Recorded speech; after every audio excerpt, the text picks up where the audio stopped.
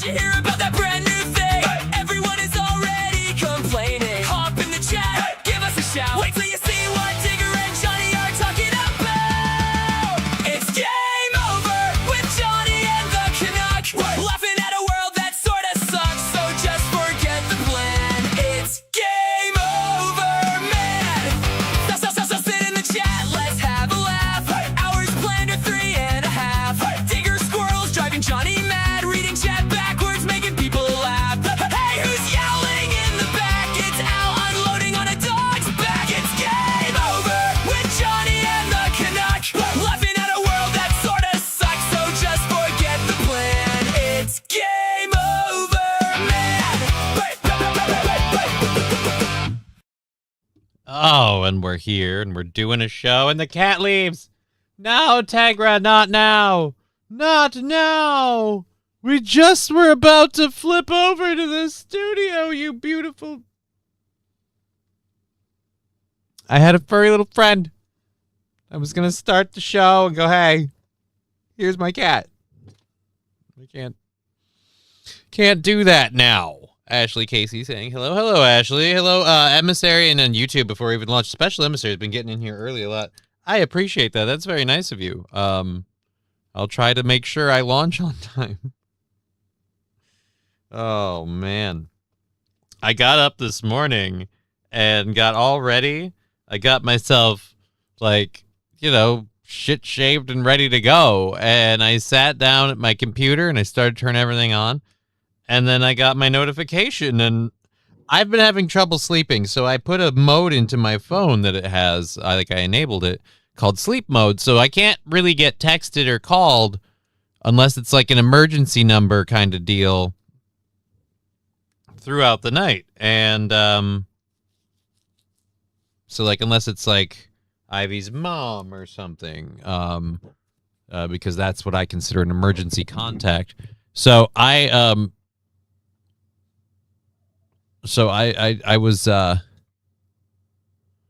was unaware that I didn't have to get up until I was already up, and I was like, shit. And I went back to bed because, again, I'm having trouble sleeping. So Teg knew you was going live, John. Yeah, she knew the minute I hit the button. She saw me bouncing with the intro. I like the new intro song.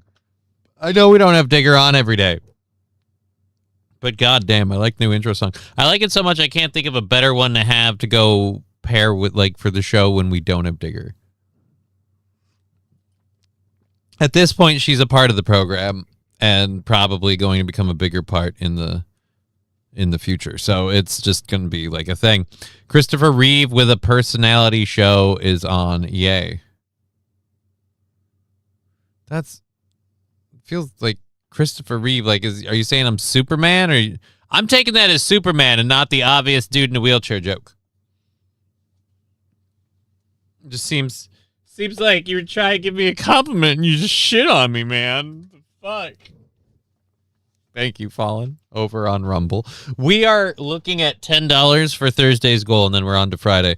So if we can make that up today, that would be super awesome. But that's an if. After trying Halo for 2 minutes, I'm reinstalling the Master Chief Collection instead. I'm pretty sure I said this before. Like, you're the only real big Halo, like, concerned person in the chat, St. Caesar. So I'll just address this now. Duh. Like, I played the Master Chief Collection. I have the Master Chief Collection. And I bought Halo 1 when it came out. I bought Halo 2 when it came out. I bought Halo 3 when it came out. Didn't buy Halo 4 right away, but eventually did get 4. I wasn't all like, oh, I got to get every game. But I did get the Master Chief Collection, and I'll say this, it's just leave them as they are. The games that we need to update and advance and stuff are the really old console ones. We don't need to worry about, like, hey, you know this game is... I hate that they do that. Just sell it over and over. Fallen the Great, ban that nerd. Sometimes I'm tempted. Did you see the March? No, I did not, Chevy JB. I have no idea what that is. Missed you yesterday. We drove to Michigan to stock up. Prices are much cheaper there. Well, good for you. I'm glad you're able to do that. Twitch isn't working for me today, so I'm here today, says St. Aaron. Well, thank you, St. Aaron, for being on the on the YouTube. We appreciate it. And no, we didn't do Minecraft. We did hours of. I didn't play Minecraft because I don't know if Xbox was up by the time I got done doing the show. We went a couple minutes late and a few other things, and then by the time the kiddo got downstairs, so we just ended up playing Mario Kart pretty much most of the night. Then we pivoted to Bluey game. I love my daughter, but she gets too excited and goes through menus too quick and just okays things to move on. And it's a bad habit we've got to break from her because she has completed the Bluey game for the Wii U. Like, she completed it a long time ago. Got all the stickers, got all the stuff. And now we have to try and get it all back because in her haste, she erased her save file. She almost did it a second time. The second time it happened, I went, whoa, whoa, whoa, whoa, slow the races, slowly roll. And I took the controller back. I'm like, we don't want to be in this menu. You don't want to be here. You want to continue your game, not erase your game and start over. St. Aaron, oh no, yeah, it was a big oh no. She was really sad at first. She's like, what? But then she realized she gets to play the game again, and she's like, follow me, Daddy. And we just raced around the Bluey house, so... she loves fucking collecting stuff and things like that. It's gonna be fine. It's gonna be fine. You know what it did? It refreshed the game for her. Now every achievement is new, but it's easier because she's done it before. What's up, Mein Schwartz mention? Schwartz isn't Schwartz black? Because I don't know. I erased a Super Mario World save as a kid with just the last level to do. Pissed me off. Right, if you were so close to being done. She had beaten everything in the game. She had unlocked all the mini games. She'd unlocked all the stickers. She'd done the whole story. She'd unlocked all the chapters. It was just run around as Bluey in Bluey World. So... yeah, it was all right. She was like, fuck it, I'm going to do this all over again. Like, now everything she has to do is fun. So now it's all fun again. She rage quit without any rage. That's scary. She didn't rage quit. That's the fun thing. Instead, she got motivated. She got sad at first, and she was sad that she erased everything, but then she was happy because we got to start over and got to do everything again. So we spent the first, I'd say... the first couple hours of that just fucking unlocking the first 2 chapters and getting all the collectibles. She has a particular order. She likes her collectibles to be earned in, so we can only do certain ones at certain times. You can't water the plants until first we get all the newspapers. It's weird, but hey, it's her world. I'm just living in it. It was fun, so it's a fine thing. But yeah, we didn't actually do that. I did Mario Kart with her, which I'm weirded out by how the AI kart drivers work, but my daughter's very, very good at it, but I feel like if she'd learn a couple of key tactics about item placement and getting boosts and stuff. So if we do that again, Daddy's going to try getting her to do tricks. Because if she can start doing tricks every time she hits a jump, she's going to rock it off like a mofo, and it's done. Paperboy. I don't know that she would love Paperboy. Tickle Tuesdays is Lab Glass. Well, thank you, Lab Glass. Everything that happened yesterday got us down to $10 for Thursday's goal. So thank you very, very much. We are very, very grateful on this here program from all you guys on Twitch, YouTube, and Rumble. And particularly Rumble was the big hitter yesterday. So thank you for that. I am very grateful. And $10 until we're on to Friday, and then the week's done. Nice. It's nice. We've got a lot of stuff to get into. Again, Aaron's internet was apparently down for 2 hours, so I never joined the program. If he launched later, I don't know. I'm guessing he did, but he's like, that's not a like get up and go do a show thing like time. In fact, I don't think he ever messaged me. Somebody did. It was annoying because I was trying to go back to sleep in the moment. Because I was told no show today. Yeah. Someone else, get on the air now. Like, no, thank you. I don't think so. Mario Kart AI is aggressive as fuck, like the AI in Mortal Kombat 2. It's set on low difficulty. Get her to beat Silver Surfer on NES. She doesn't like a whole lot of games. I'm trying to get her to get me to let her go buy her. Like when you explain it this way, it sounds weird, like weirdly convoluted. I'm trying to convince her to let me purchase a Mario game for her so we can do something besides just the go-karts. She loves watching Mario World stuff. If I could get like old school Mario games on the Wii or whatever, something she could have fun with, she'd probably really like it, but she just won't let me do it. Little bastard just keeps going, no, I like the carts. Labglass saying he did a show. It started at 8, I think. Well, good for him. Good for him. I hope it went well. I hope it went well and things were nice and everybody was happy. I mean, is that going to be the case? Probably not. But hey, it seldom is. I'll continue hoping for a better world, so that's what we're doing. We have a bunch of stories I should have loaded before we began. We have a bunch of stories to load up on our little news things here.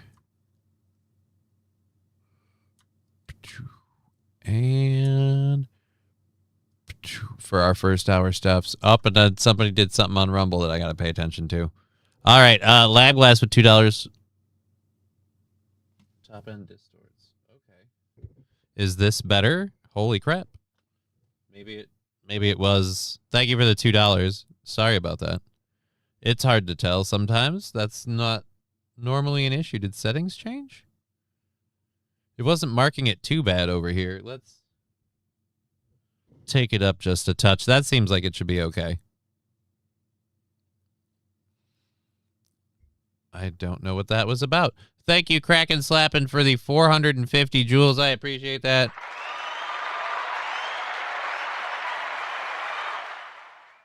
So thank you. I appreciate that. Los Federales, so what you're saying is you're trying to get Mario on your Wii. It's not my Wii, it's hers. She has it with her at all times. I never get to play the Wii unless she's with me. Like, it's not mine. I don't get to use it. I don't borrow it from her. It's hers. We only ever play games together. But she loves watching Mario Party. She loves watching... She's lately really gotten into watching people do like Mario level maker levels and stuff. And I feel like if she got to play a regular old school styled Mario game with levels and things like that, start her off easy and then work up towards the level maker one until she can go nuts. That's all. It was slightly but not noticeable to me, Labby. You have headphones on. It could be a thing. Better, he says. Yeah, you know what? Roadcaster's touchy. This mic is touchy. Anything could have happened. I'm just grateful for the $2. Look, you give me $2, be like, hey, your mic's being fucky. Why don't you try and fix that? I'm going to try and fix that because you just gave me $2. Seems like the least I could do. All right, get her Donkey Kong on the Atari. She doesn't have an Atari. I don't even know if do they still make, like, how would you pair an Atari with your... Because didn't that have, like, the old school connector style? Like, how do you... I don't know how you would do that. I don't think Ataris are available in that regard. Do they make... They make adapter consoles that you could play Atari games with, right? But why would you want to? Start her off on Mario 1, skip 2, that doesn't count as a Mario game. Do 3. I don't know, Saint Caesar. Whatever. It was worse yesterday. Oh. I'm sorry.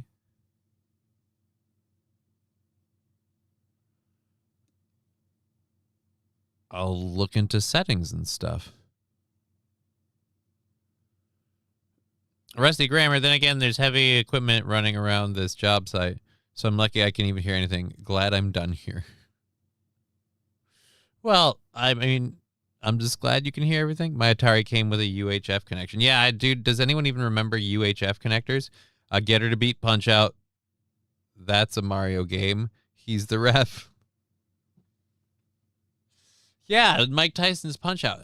Honestly, she might enjoy that. A game where you just punch, you got to figure it out, but you punch the other person and then you win. Problem is, when it starts getting too difficult, she's going to get frustrated.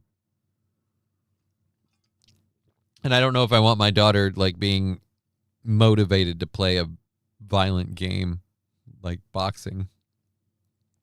She's going to want to be a female boxer. It's going to start a whole bunch of problems because trans athletes are a thing.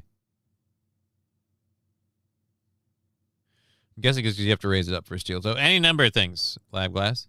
Any number of things. But Steel Toe's audio comes in funky to me, so I have to listen to it weirdly. Chili? What about chili, says Kraken Slappin'. Oh, you sent some chili for 6 joules. Thank you, Kraken Slappin'. I appreciate that very, very much. That is awesome. Thank you.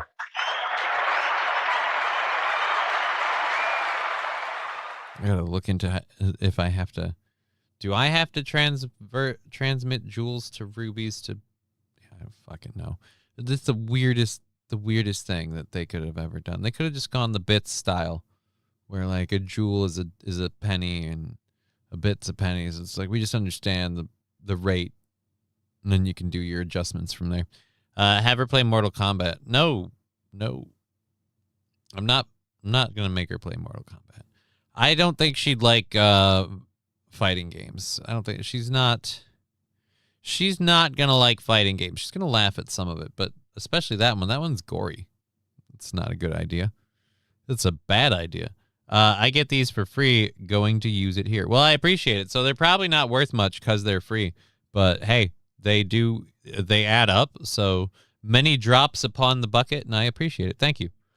We've got a whole lot of stories to get into for today. I was gonna cover this. Yesterday with Barack Obama giving Caitlin Clark advice of not to let the media get to her and stuff like that. And it's kind of like, yeah, that's nice, but what about all of the angry black ladies fouling her? Like, those are the ones I think that are probably more of a problem. But either way, I don't think anyone cares. We're gonna, you know what? It's the WNBA. Fuck it. We'll move over to the NFL where people give a shit. Okay. Start her easy with Leisure Suit. Dear Lord, no. No, she's 8, you sicko. That's the kind of thing that should get your hard drive checked. Oof. Dear Lord, no. That is not a game for children.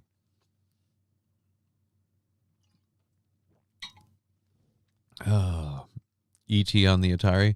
Again, these are things we don't have, so it's not even possible. It's really weird suggestions. You need to start fucking throw in a couple bucks with those suggestions. I'll start giving a shit. Alrighty. I was a kid when I played it. That's not a good thing. I played it when I was like a teenager, and I probably shouldn't have played it that early on. It's kind of an adult content racy video game. It's not really meant for little people. E.T. nearly killed the video game industry. No, I don't care. So let's get to our first story. Son of NFL coach charged with shooting his mom multiple times at home. This happened on Sunday. So apparently on Sunday, the son of NFL coach Eric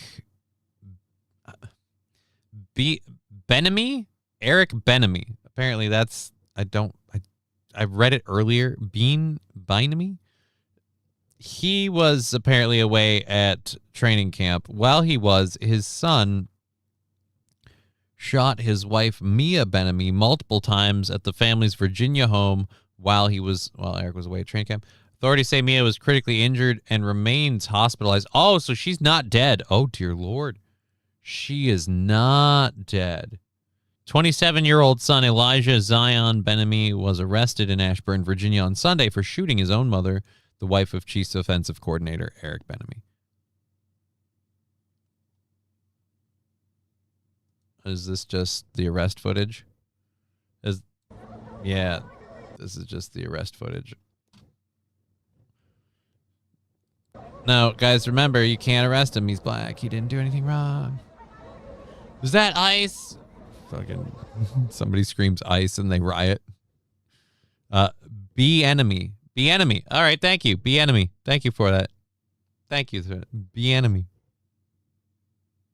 So anyhow, I don't know why we still don't have a motive listed. We don't understand what motivated their son, Elijah, to do this. But that happened on Sunday. He was arrested. We have that video, and we have the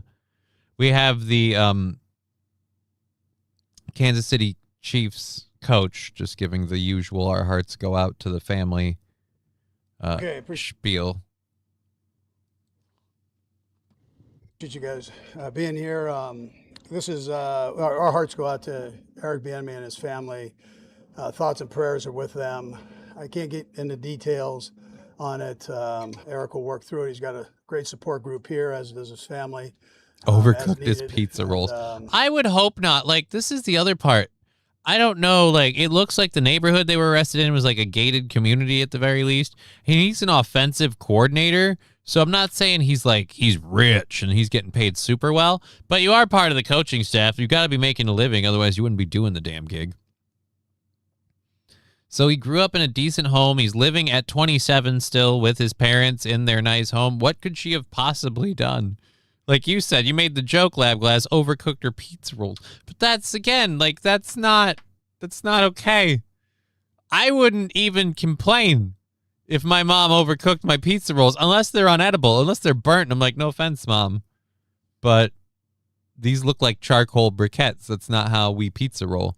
We're going to have to do something different. So that, and even then, it's polite and understanding. It's like, were you busy? I'm sorry to impose upon you. Like, I don't understand how we got to, nope, I got to shoot this lady. Like, that's a pretty big leap. Even just getting in an argument or a fight, like, over something would be kind of like, whoa, dude, you're 27 living at home. How about some gratitude? And we went to shooting, so he cosplayed as Eric Cartman. What? How do you mean? Did Eric Cartman shoot his mom? Or is Eric Cartman in lore live at home until he's 27? She bought Cottonelle, not Charmin. Well, now that's frickin' fight. Now I understand. Look, like, it's one thing to screw up the food order, but not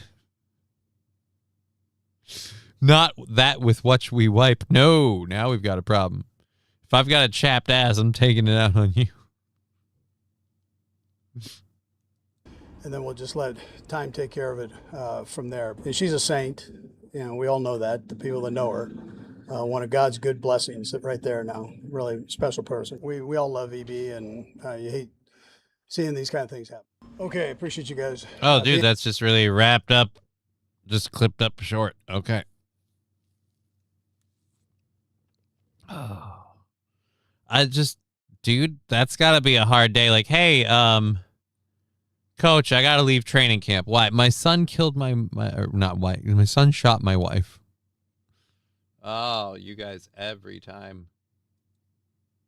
And boop. We're gone. You know I need 2-ply, damn it, right? I've got a very, very soft ass. We all love ED, erectile dysfunction. No,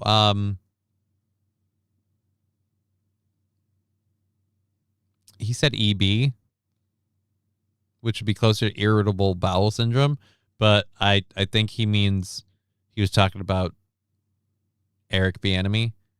Like, we all love EB, and we know anyone that knows her, and he means Mia, is she's a saint, one of God's blessings. So I'm assuming he's talking about the families afflicted, not erectile dysfunction. Oh. Okay, so there we go. Got it covered. So, yeah, that happened on Sunday. There's still no motive that I know of. We don't understand any of the reasoning behind this. All we know is what happened. Authorities said Mia is critically injured but remains hospitalized. Yeah, so hopefully she'll pull through. Why? I want to know why. We're going to come back to its mental handicaps or some stupid shit. But I would really love to know what spurred that on. I would really love to know what spurred that on. EB equals enter butthole. No, it doesn't, Lab Glass. It does not equal enter butthole. Eugene Stoner saying hello. Hey, Eugene Stoner. Good to see you too. We're going to go till 4:30. We've got a bunch of stuff. Digger's not here today, obviously. She's off working on other stuff that she does in her real life. So she might be in the chat from time to time. But until then, we'll be hanging out for the next couple hours. Bricks Gaming, good to see you as well. Welcome on Rumble, Bricks. I do think I have to go into WoW today. I got to get that. I got to get a couple prey hunts done so I can get my monthly reward thing. It's a good thing there's new content coming soon because I'm kind of on the it's about time to put my subscription on hold for a bit and step off of WoW for a couple months. It's done it before. She found its... Oh. Alan, if that were true, then the shooting should be the other way around. Like, if your mom finds that, then she should take you out. I got a few folks to come Sunday. This Sunday?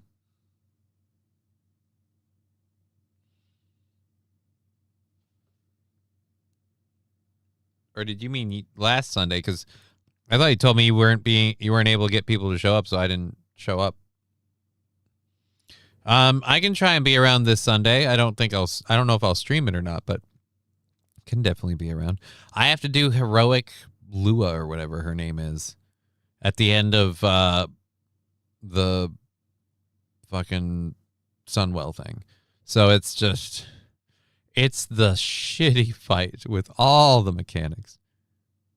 Other than that, I mean, technically I can tank. I have the gear. I don't know that it would be heroic level tanking. I haven't done that in a while, so we could see if we need it. Otherwise, yeah, I can deeps. I got the ret game going good, so it's all good in the hood. Speaking of games and something this channel is known synonymously for, squirrels, we have a video that came out from... Now, was this on Sunday or... No, last night. So this was Monday night. Monday Night Baseball. I didn't realize they did baseball on Monday nights. You know what? Whatever. It's a weird sport. They can do it when they want. We found a way to dodge one thing in that fight. Great. That sounds like it's good.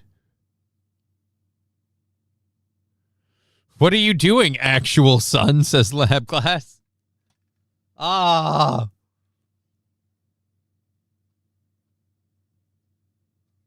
That's gross. Oh, that's gross. No. No. No, no, no, no, no, no, no. And even let's pretend that scenario's in play. If you're him, you don't shoot the mom, you shoot yourself because your shame's been discovered. There's no escaping it at that point. It's time to go. We all we covered that a while ago. Okay. So, yeah, I just would not want that to be the case. But we don't know what the case is, so yours is as plausible as anyone else's, which is the scary part. Your scenario is just as plausible as any other at the moment. We don't have any facts to tell us what actually happened.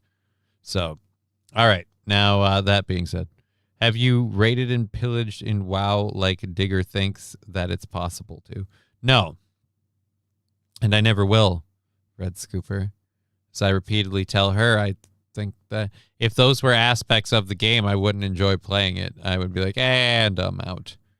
No, it's cool. It's just you guys do you, I guess. I'm not here to police everybody else's fun, but I know what's not fun for me, so I'm going to scooch. See you later. That's the way we would approach that. So it's not happening. All right, so I've got a couple videos of, or is it a couple videos or just the one? Taking in some baseball. Yeah, we've got a lot of this. This happened. This happened, I think, at a Baltimore Orioles game. Was the Tigers fighting the Orioles? It was in Detroit, so it's at the Tigers' home field, regardless of who was there. Open in new tab. We also, while I'm like retardedly loading these, we also have audio tapes that we're going to go over of Joe Biden, like hot mic sort of closed doors discussion before he was elected in 2016, where he speaks like I do. And as soon as I heard it, I went, this is a red flag. You shouldn't be in charge. Alrighty, let's see. And that's all of them. That's all of them.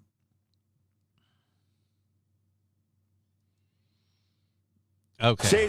So the event we're talking about that happened on Monday, a black squirrel made it onto the field. Don't. It's just the type of squirrel.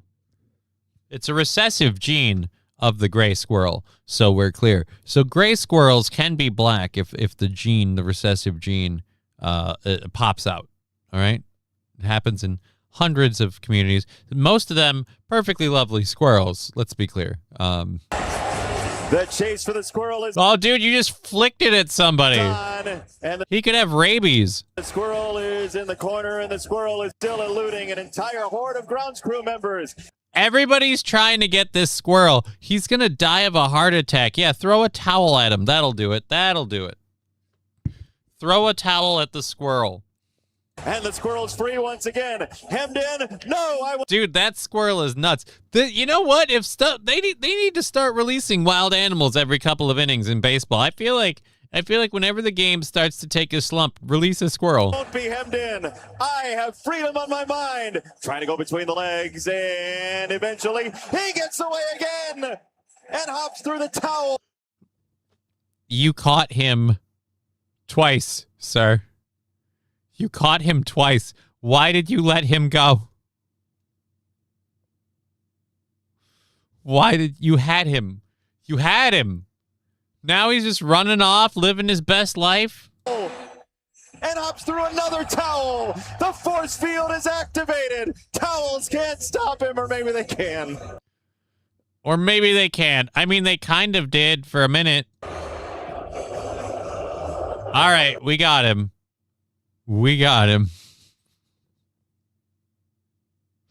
Honestly, this is the best part of a baseball game.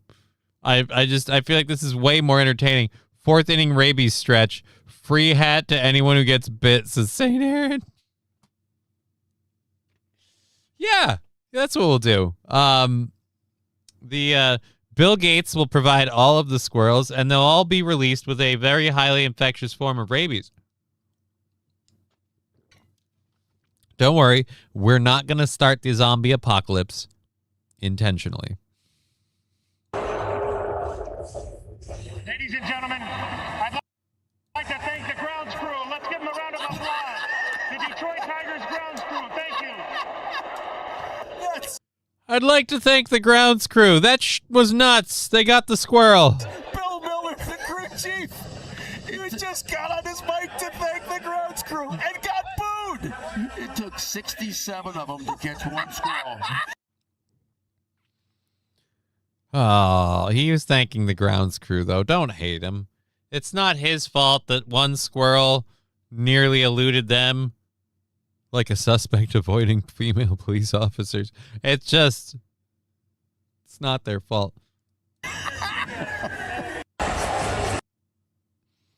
I was at a Clippers game when a squirrel was loose. It was fucking great, says Ashley. Well, we have a couple different shots. I mean, apparently that was how it ended. It had been an event of a slightly larger amount of Get around. like this, I believe, is the moment he was spotted. And we've got about 3 minutes of footage. Squirrel. Fox squirrel. Solid black. How about that? Fox squirrel? Yeah. That's what we call Again, black is and I might be wrong about this, I could be corrected, is a recessive gene of the gray squirrel. So common gray squirrels that you see everywhere, like they have the ability to create populations of black squirrels. Every once in a while, a male squirrel gray squirrel could look at his gray squirrel wife and they could accidentally have a black baby. It happens in squirrel communities, and you hate to see it. That umpire has poorer body armor than a more body armor. I don't know why I said poor. More body armor than a trooper. Well, he's gonna get hit with a baseball in the chest, and he doesn't want to have a heart attack. So or at least he could.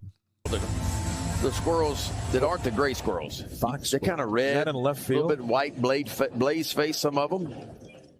Wait, white what? Like a blaze face, like a white face on some I of them. thought you were talking about Blaze out. All right, this is gonna be baseball ignoring the squirrel. White Blaze face. There we There it go. goes.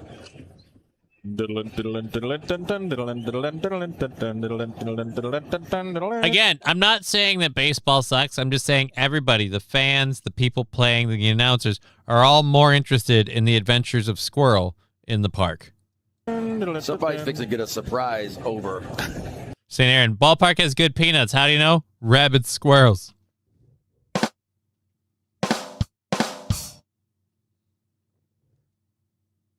When that thing hops up in the stands. All right. Okay, is there an opening in the wall here? We'll find out. No, he's going into the stands. Oh, it's on the scoreboard now. That's the freeze out there. He could be racing the freeze. Again, he became a hit at the stadium. More important than the sport they're playing. Help, these two black squirrels stole my... No, Eugene Stoner, they're squirrels. They couldn't possibly steal a truck or any other vehicle. And so it's always the black ones. No, it isn't. We've done plenty of squirrel stories that weren't the black squirrels. What's his heart? What's his heart rate right Journey now? to 30 sweeps. The squirrel was lingering at the bullpen gate. It's now in shallow left. This seems... Yeah, the squirrel is freaked the fuck out.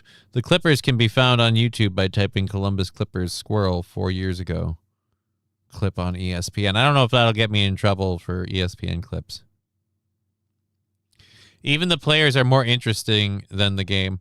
The players, well, the squirrel was. Hit the squirrel, it's 1,000 points, St. Aaron. That's the only thing worse than the squirrels, like, running around possibly having a heart attack, was the dude who threw a fastball and exploded a bird. The guy who threw a fastball and obliterated a bird. Oh, my Lord. Unfair. The Orioles are playing with an extra fielder like it's slow pitch softball. They're not playing with an extra fielder. That squirrel isn't going to do dick for the Orioles or the Tigers. He does not give a fuck. I thought you'd try to chase a squirrel away with a wolf. Great. Just grab your junk while you're hanging out by the squirrel. That's fine. It's not like everyone's looking. Grant Wolfram is in, and the squirrel has only come closer. Oh, look at that cute little squirrel. I love black squirrels. We've got a bunch of them in my neighborhood, and I love black squirrels because they're like little furry ninjas. I love black squirrels. They are so fun. Things have taken a squirrely turn for the worse. Oh, now he's near home. Uh-oh. Now, if the squirrel runs over home plate, does it count as a run? Interloper is now getting a great view of Jackson Holiday. He has touched just about every blade of grass on this field. Uh-oh, squirrel just ran in between the mound and home plate. He's just intimidating. I love these little guys. They're just little ninjas. A lot of room in that 3.5 hole, Ben. Yeah. I'm just waiting for somebody to try to grab him. And as we know, he outdoes a bunch of people, so use that as a sound drop for when Digger squirrels? Perhaps.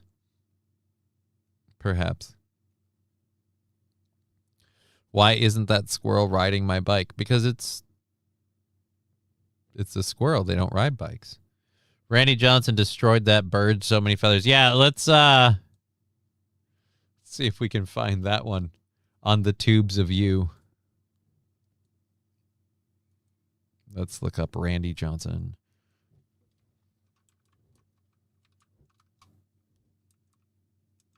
Randy Johnson hits bird. You literally type Randy Joe and you get Randy Johnson hits bird.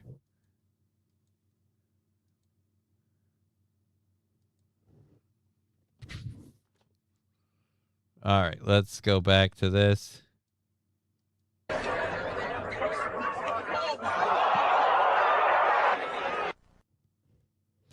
That bird exploded. Just flying, minding its own business. Picked the wrong place, wrong time. What are the odds? What are the odds that you pelt a bird? Squirrels in the outfield, rated PG. Good morning, Johnny. Hey, Alan, good to see you. The bird was the word. Wrong time, wrong place.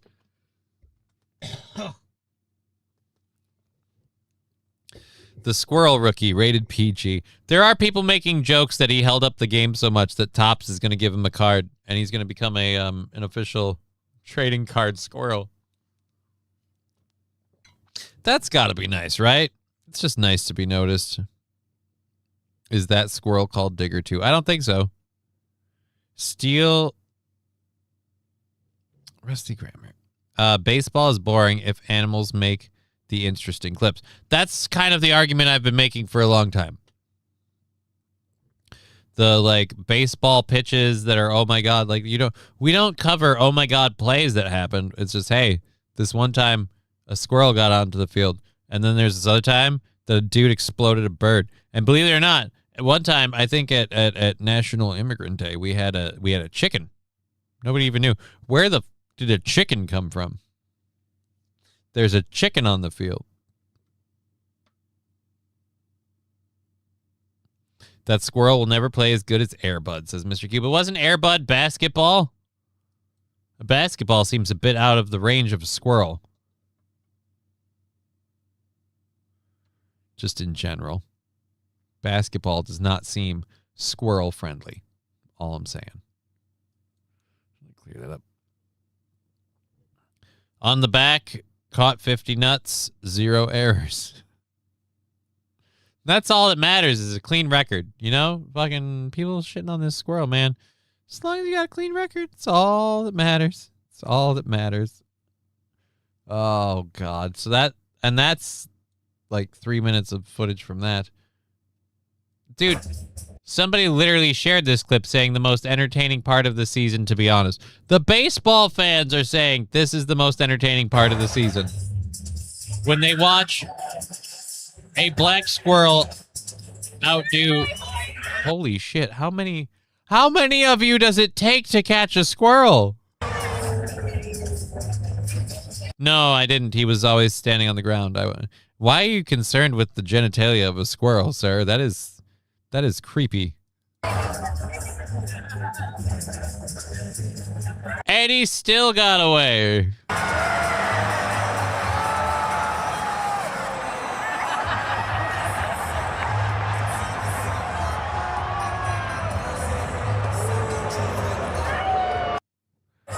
They started booing when he caught the squirrel.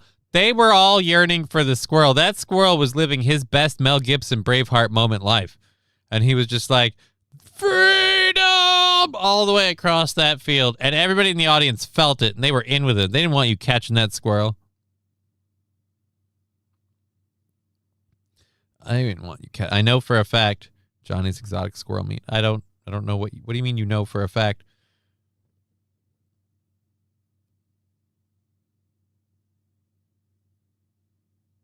That's just a weird thing to say about... we're talking about squirrels, Rusty Grabber, not people.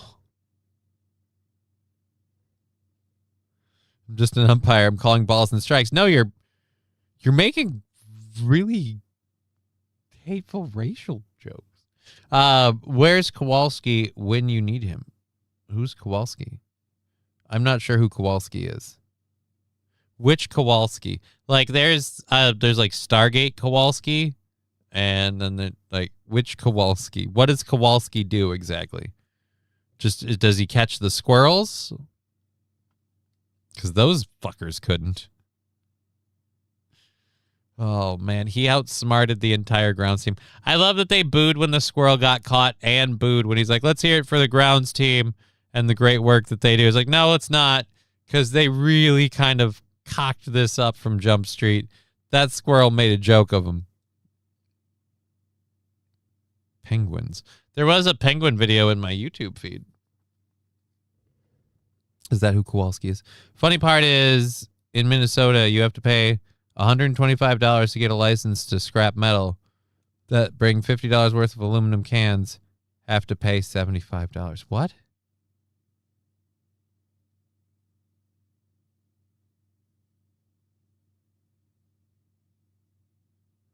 Like the penguin Kowalski. Yeah, so apparently there's a baseball penguin named Kowalski. Let's go look up Kowalski. I'm not a huge baseball fan, but Kowalski the penguin? Is it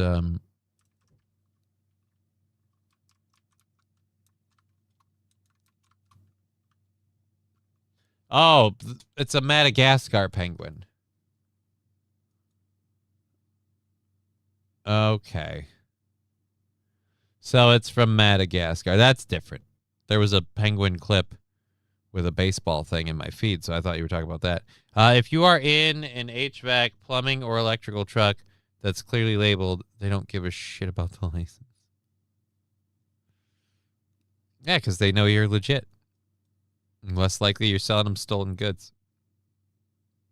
I didn't remember the names of the penguins in Madagascar, but you're right, Red Scooper, like from Madagascar. That's what Los Federales, we need Kowalski. I don't know why, but that's the claim.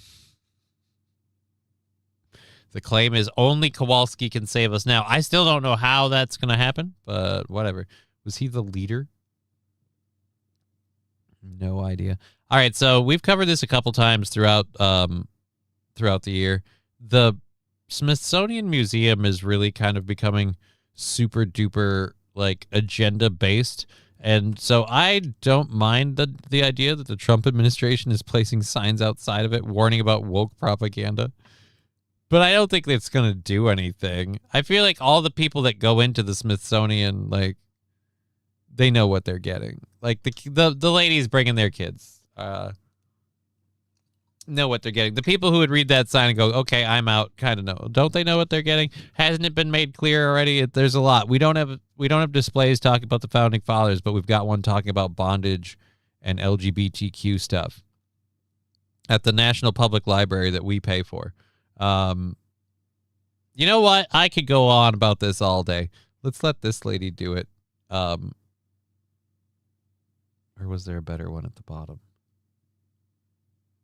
This is the one I wanted to do. Right? Okay. The National So this is the museum that we're putting signs about avoid the woke propaganda outside of. You can decide for yourself whether or not those are needed or whether that's political bullshit.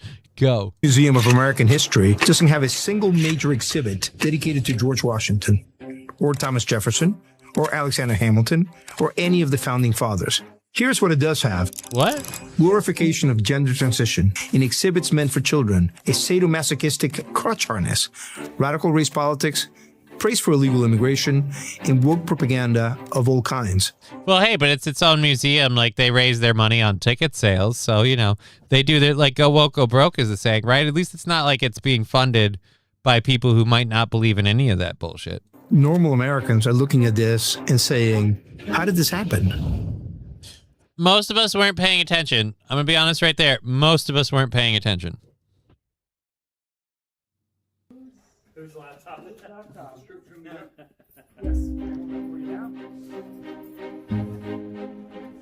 National museums exist.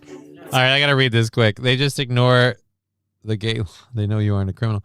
I thought about cutting your catalytic converter out and scrapping it, but I would put all $1,200 towards the goal. You just have a really loud flex, and I'm not touching the other people's property.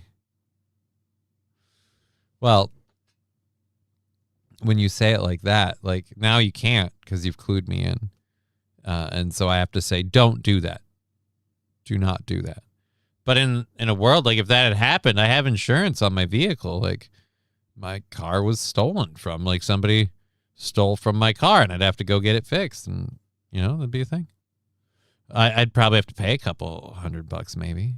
That'd suck. Oh, wow, massive earthquake in Japan. What? Speaking of all natural jugs, where's the Canuck? The Canuck is currently doing her real world work. She has some odd job things she does for a couple different people for a little bit of money. And so she's handling that shit. I wish my car would get stolen, says Los Federales. I don't. I don't want I love my car. It should not get stolen.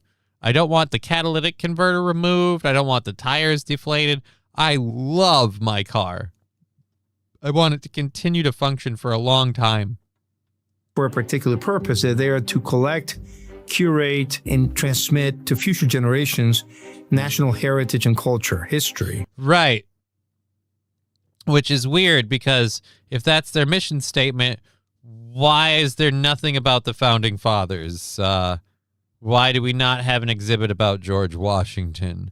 I just feel like our history kind of starts with those people making this a country. Otherwise, we would have just been a British colony for the rest of our life, and our history would be British history once removed, kind of the way Canada's is. The Smithsonian is really 21 museums. And it's more than that. It's libraries, research halls, the National Zoo. It's the largest museum complex in the world. It takes in about 20 million visitors a year and an additional 20 million more through educational material. Congress wow. And the ticket sales for all that keep this going? Annually appropriates $1.08 billion. Are you kidding me?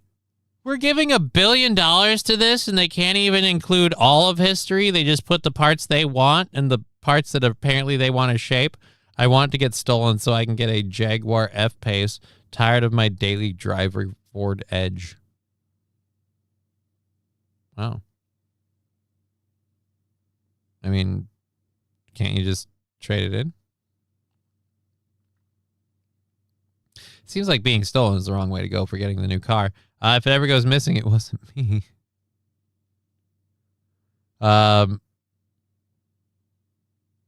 It doesn't have O2 sensors. Oh, boy. With a B for the Smithsonian. That accounts for 63% of the Smithsonian's funding. So the Smithsonian needs about $2 billion a year to run? Who the f is paying for this? Obviously, 63% of it is us. We just found that out. Jesus. Like all national museums, and 9 of the 21 museums have the word national in it. If we're talking about the National Museum of American History, the original mission of this museum was, as Lyndon B. Johnson said, was to foster patriotism and knowledge of America. Today, it does the opposite. All right, I don't how entire leadership of the Smithsonian Institution is very woke lady, is very committed to the misuse, I should say, of the Smithsonian Institution as an agent of political change. Monty Bunch has been the secretary of the Smithsonian Institution. I knew it, fucking lady. That is the top honcho. Holy Jesus! Your first name is Lonnie? Somebody wanted a girl. Oh, or wait, did you transition? Nowadays, you can't be sure. Nowadays, you can't be sure. I'm going to say that is not the face I expected to see when I heard Lonnie Bunch. And by that, I mean facial hair. That's Lonnie, eh? Since 2019, upon becoming secretary of the Smithsonian, he tied the Smithsonian to the 1619 Project. In the 1619 Project has been rejected and decried. I'm retarded, and even I know that thing's bullshit. By historians of both the left and the right. It's filled with inaccuracies. It's filled with intentional inaccuracies. It's meant to Weren't we supposed to be worried that Donald Trump was going to bring about the whatever 2025 thing? And it's like, yeah, you guys all have these weird dates that you stick to stuff, but it's usually crackpot shit.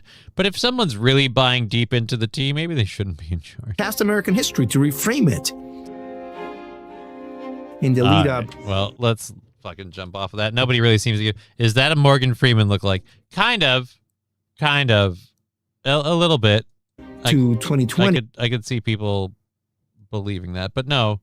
That's the head of the Smithsonian National Museum. That again takes did you say 1.8 billion taxpayer dollars? 1.8 billion taxpayer dollars to run every year.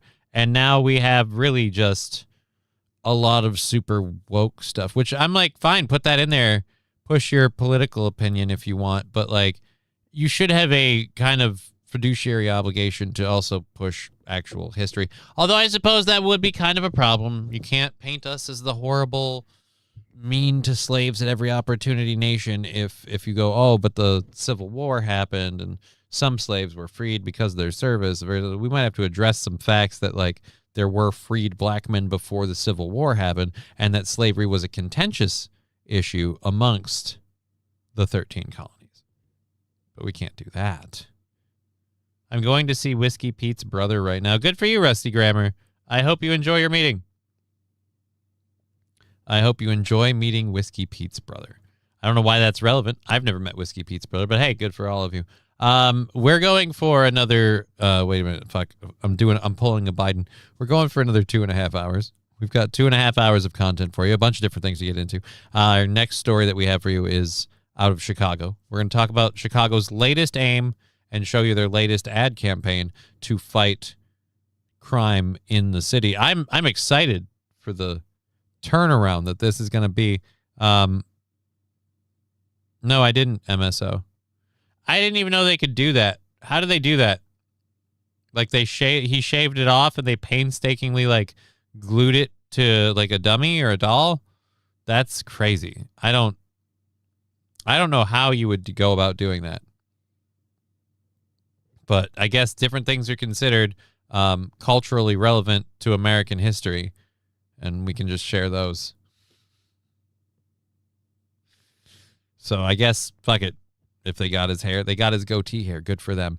Again, creepy, weirdly obsessed. I didn't know the Smithsonian was so obsessed. I didn't realize they were so fixated. This ad from one dummy to another. Well, I feel like this advertisement is from one dummy to another. This is in Chicago. This is a real ad campaign that they're putting out. They want people in Chicago to be aware on public buses and trains.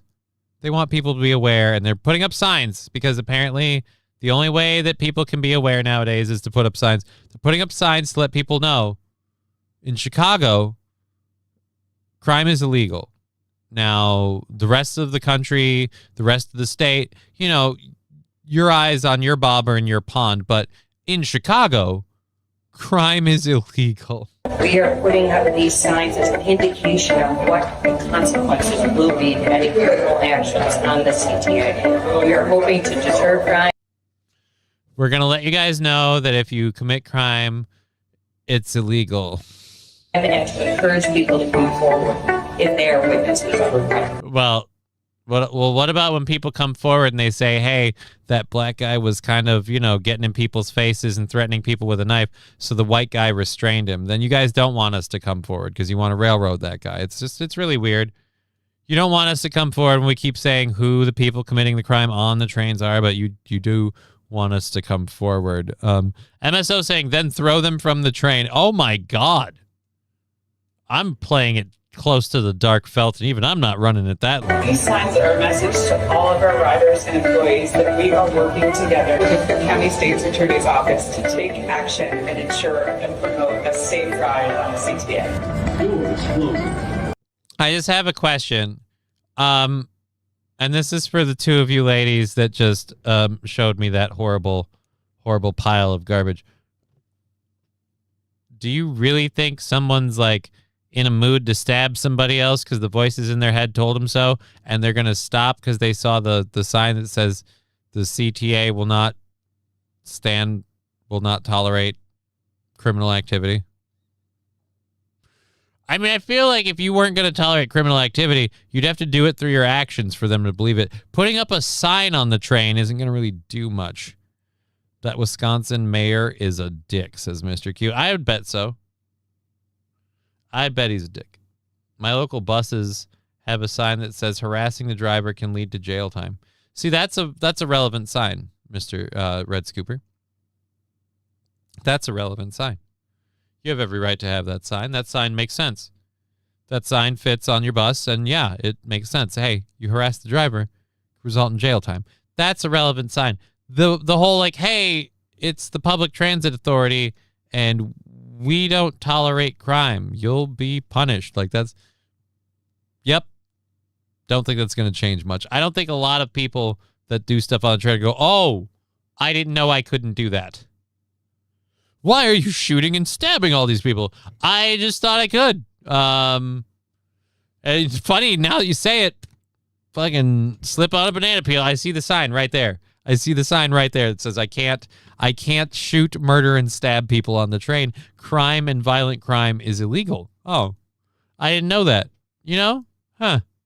I thought shooting, stabbing, and violently accosting, I thought all of that was permissible. But there's a sign, so now you know it's not. That's going to shoot my defense in the foot later at the judge, isn't it? Officer Krupke claiming he's got her. I mean, you could.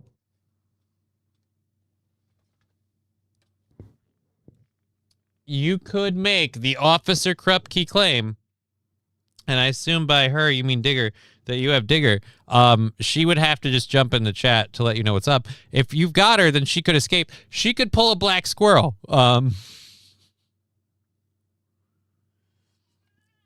I think that's what it needs to be named for now on. When somebody routinely, and I know the racial connotations it says, but when someone routinely evades authorities over and over and over again, we need to call it a black squirrel.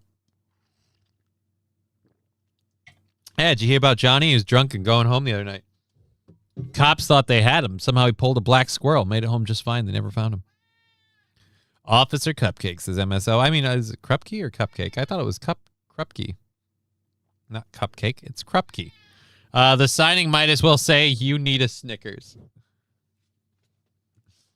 You need a Snickers. Why? Because you get a little, you get a little salty when you're hungry. Come here, Al. Come on. We started the show with Tag. She ran right as we started. We got our boy out. We've got Alucard with us today. We're also sitting at $10 for Thursday's goal. So if we make $10 on any of these platforms today, we knock Thursday's goal all the way out, and everything else goes over to Friday. And as always, we have our links in the chat for everything, including I didn't link the one that I put in the chat a long time ago over on Rumble. So let's pin this message. Message successfully pinned. There we go. So we've got links in all three chats pinned to the top. You can use those if you want to help out. Thanks so much. And of course, we've got our boy Al. All right, so that's Chicago. Crime is illegal. I'm glad I know. You know, knowing's half the battle. So let's clear you out. All right, that was the squirrel story we did. Oh, we're down to this one. And then we got to get over to our second hour stories. Johnny's going to get plowed by Digger in the Amazon position. I don't even know what that is. Yeah, I'm going to say Los Federales. No idea what that is.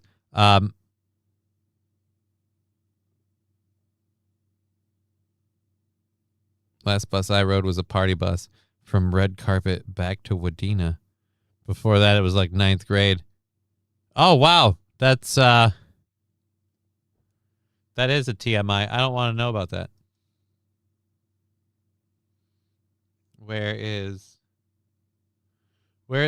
Someone said Japan had an earthquake. I meant to check on this before Japan earthquake. Yep. All right. Live 2 hours ago. Live an hour ago.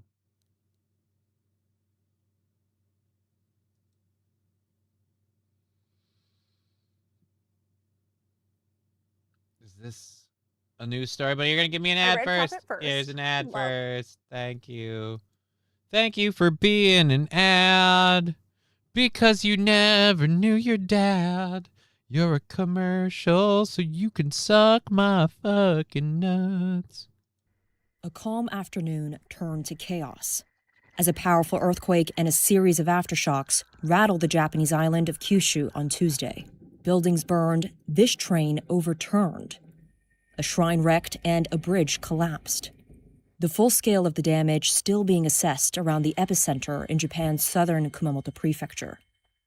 Inside the mangled wreckage of this partially collapsed shopping mall, several people were reported trapped after an explosion rocked the building following the quake. Japan's public broadcaster NHK said the wall of the historic Kumamoto Castle, a top tourist attraction, was also seen crumbling as the quake struck. How can I put it? I felt as if my body was hovering midair, so for a moment I didn't realize it was an earthquake, this witness said. It was only when I saw it collapse that it dawned on me that... Dude, the cicadas are so bad. Those fuckers are just going. Jesus. It was an earthquake. The castle was previously damaged in the 2016 earthquakes, which killed nearly 300 people in Kumamoto and Oita prefectures.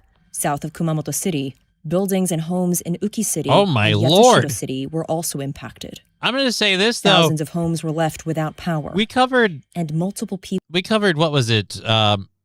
Somewhere in South America where they had that, like, 5-point whatever earthquake, and there were all those buildings that were just, like, pancake folded, just flapjack folded left, right, and sideways. There's really not as much damage as I would expect for a 7.1 earthquake. Like, there's obvious damage with the bridges and stuff, but like they seem like they broke at support points that make sense, and like you could fix it. And dear Lord, must have been a powerful earthquake. It knocked his teeth out. No, it didn't. He had all his teeth.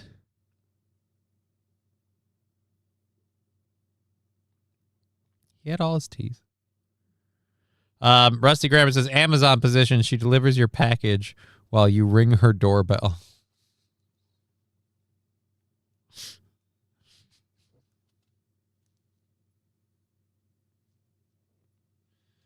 Oh. That's also a TMI. Rusty Grammar. That's also a TMI. Must have been a powerful earthquake. Not to see that. I wish Israel had a massive earthquake. Yeah, they don't get a lot of earthquakes over there, apparently. People were unaccounted for after this chimney collapsed at a paper factory in Yatsushiro City. The closest they get to earthquakes in Israel is when they bomb their surrounding neighbors and the ground shakes. NHK reported. Japan's meteorological agency warning residents in areas that felt the biggest tremors to be prepared for further strong quakes and landslides in the week ahead. Hanneke Montgomery, CNN. That is crazy. So, it doesn't sound like the death toll is super high. They had people trapped in a shopping mall. 6.8. Oh, I'm sorry. 6.8. That's still... That's doing really well for a 6.8 magnitude earthquake. Godzilla strikes again. MSO, what? No meltdowns? I wondered, is there any nuclear power plant? Japan nuclear meltdown?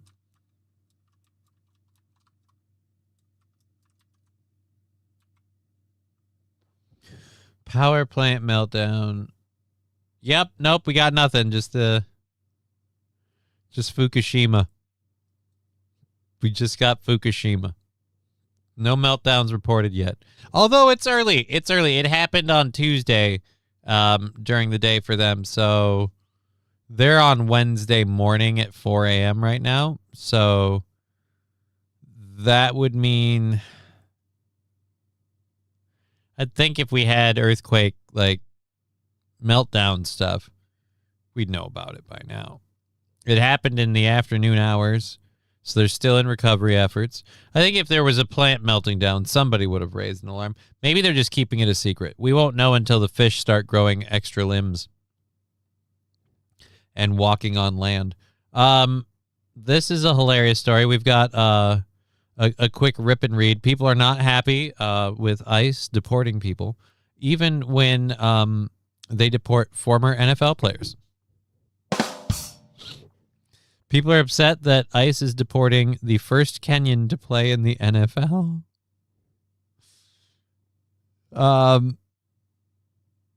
So this is the guy we're talking about.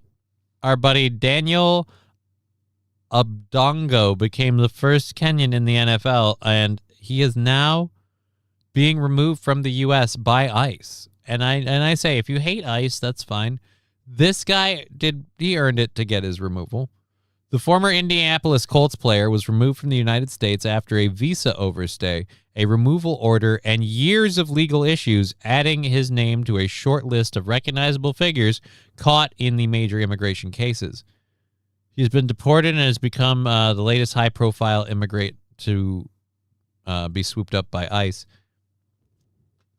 Here's why they decided to get rid of him. He played for like a year back in 2014, I think they signed him. Oh, he was signed in 2013. Never mind. He arrived with a visa in 2013 as a former rugby player from South Africa. They signed him. He played a handful of games before injuries and other issues ended his NFL career in 2015. His visa then expired in 2016. So he's been here for about 10 years with an expired visa. He didn't bother to file for one. I feel like you should be able to get a visa somewhat easily if it's like, hey, I came here as a professional athlete. Now I live here. I've established a life here. Granted, the athlete part went away. How hard is it to get a visa? But that's the weird thing, and this is why I'm like IDs, driver's license, all that. That's why we can't give them to illegal immigrants. If living here and being an illegal immigrant is just as easy as living here with a visa, or with a with your immigration status settled, and nobody's coming after you, why would you do the work? It's the same difference. But if there's benefits, rewards, and things tied to it, you might be motivated to, I don't know, call somebody and figure it out. I can understand, like, it can't get done in a day, but 10 years? 10 years. The resources of a professional athlete over 10 years. No?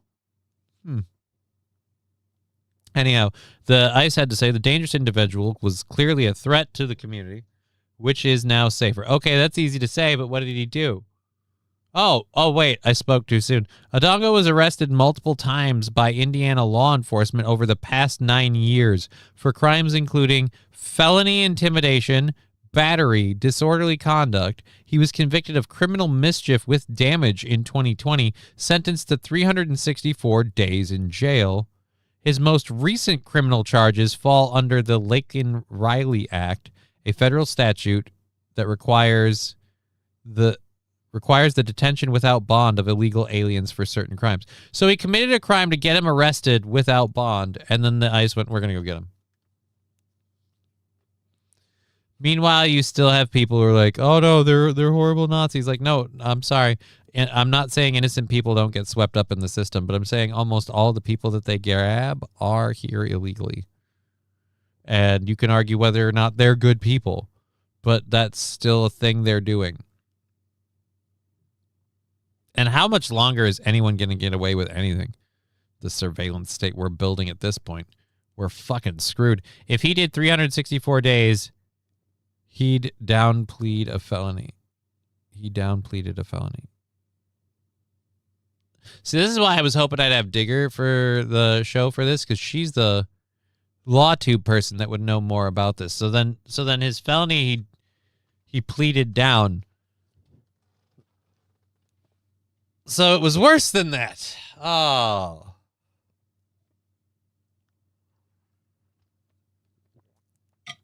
It was worse than that.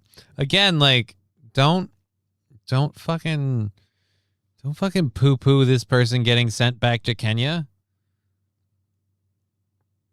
They really, really aren't anyone we need to keep around. Even the reason they got brought over here, the company that brought them over to do the job they hired them, got 2 years out of them and went, fuck it, send them home. 364 and under is a gross misdemeanor sentence. 365 plus is a felony.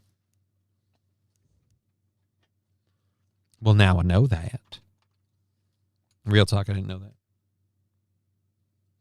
I legit did not know that. Thank you, Fiery Podcast.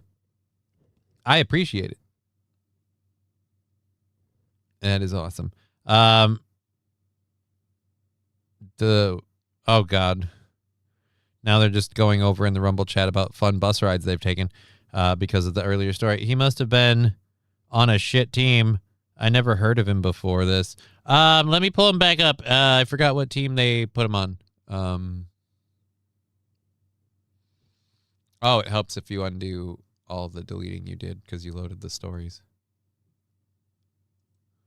And now. All right. Nope. Go back.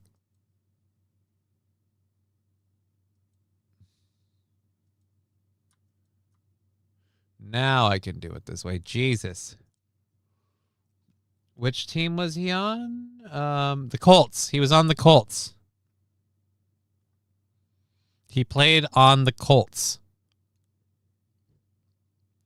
Fiery saying Colts. Hi, Digger.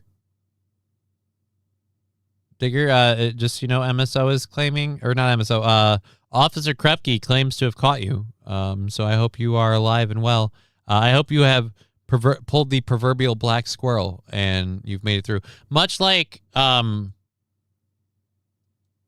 notoriety of the black swan, the black squirrel means a lot of different stuff, but particularly to people who escape law enforcement or something of that nature. Orlando police are putting out a warning and response. Why are all these loading with audio?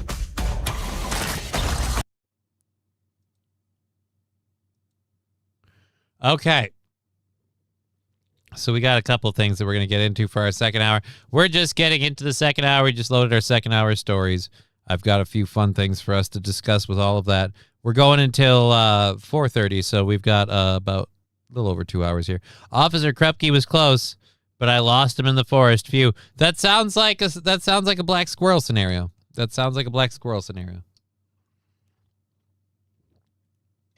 I am going to be honest. It sounds like a black squirrel scenario.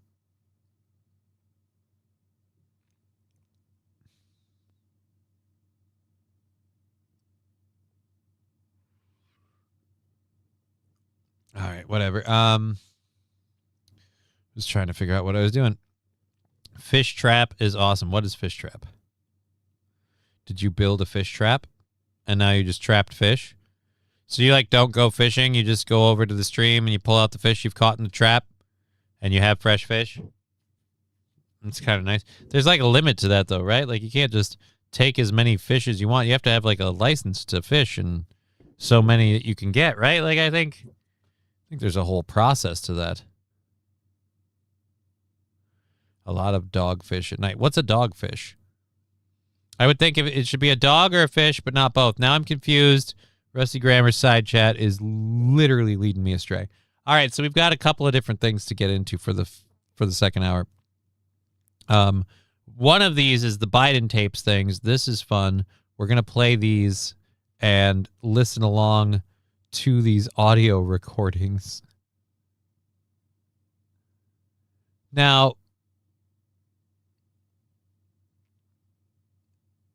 the biggest problem I have with this is we have evidence of people who've done stuff, but we can't do anything to them because they pardon their sons and themselves. And it's the same way Trump will make sure you can't do anything to him for everything he's done. But this is sad. Some of these are before the 2016 election. This particular one is Biden speaking haltingly, pausing regularly, and this is before the 2016 and 2017 interviews. And he talks like I do, where his brain space is out. Part of it, right? And the problem with that I have is that I do that because of brain damage, and I know it's a thing. I can tell that my brain stops, and I'm like, wait, why did I stop? And I got to get back. I've lost thoughts and things like that. The Oversight Project obtained these tapes through a FOIA battle and published them on Monday. Their VP of litigation, Jeff Clark, told News Digital that The decision to give Biden a free pass for keeping and disclosing classified information must now be re-examined from top to bottom. Well, didn't Donald Trump make a law that if you do it while you're president, it doesn't matter? So does it matter? I don't know. Anyways, let's go to this. And they're part of it. The millennials. That's what they. Anyway, that was the constant fight with me. Klain was on my side when he was there. Who's Klain? And my whole team was always. I had the team that said, including the two guys who I think were with me, were. Oh God. Now, this is before he was elected to president first time. Now, again, I talk like this, but I shouldn't be in charge. I have fucking brain damage. At Princeton now, economist, good guy, was our chief economic advisor. Not Kaufman, think of his name, and the guy back out at the University of Chicago with a funny name. So you just can't remember anybody's names. Again, this is totally fine for an older person. He has bearing on a lot of his facts, but he's missing some minutia, right? He shouldn't be in office at all, let alone the presidential office. And this is before he won the presidential office. Goolsby is one. Goolsby is in Chicago. And the other guys at Princeton. So he literally needs everybody else filling in the blanks for him. Great. A lot of bass and shit ton of panfish. You can fill a daily limit in like an hour and a half in the bays after dark. Pick your fish. It sounds interesting. I don't mind fish, but I have somebody I guess who does. Listen, Jack, what do you want me to listen to? Randall Flag. Listen, Jack. Like, obviously, his faculties aren't leaving him that fast, but still, it's enough to be concerning on the I'm running for president stage. Like, in the I'm going to get this job. You clearly have issues that probably will be exacerbated by the high stress and level of shit you have to do as the president. So, but we're all pieces of shit because we call them out for being a little tarded. I was going to ask something else. Oh yeah, we got the mix up.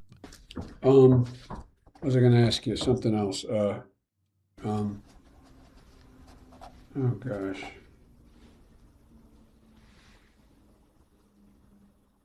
I can't think what it is. That's, again, something that happens to all of us. Brain fart. You had a thought. You lost a thought. In and of itself, out of context, that doesn't seem that bad. But when you put it into the context of this happens to you regularly, and you're the president of the United States, like, dear Lord. When trying to recall a past meeting to Zywinitzer, Biden lost track of what he was talking about. Speak to, during this period, we're reconstructing the period of February 2015, and there's on the schedule I'm in Munich, but after Angela Merkel, president. All right, this is getting boring. Audio recording Biden fought to keep private have been released. I just found all the classified stuff downstairs. What? This is the one I really wanted to play. All right, open link in new tab. Go and go. This was a big meeting, the CIA and everyone on. It was. Was that a July meeting?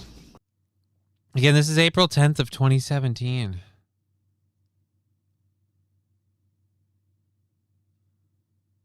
Dude. April 7th. This is well before he was in office. Should not be okay. I don't know. It looks like it is. It says.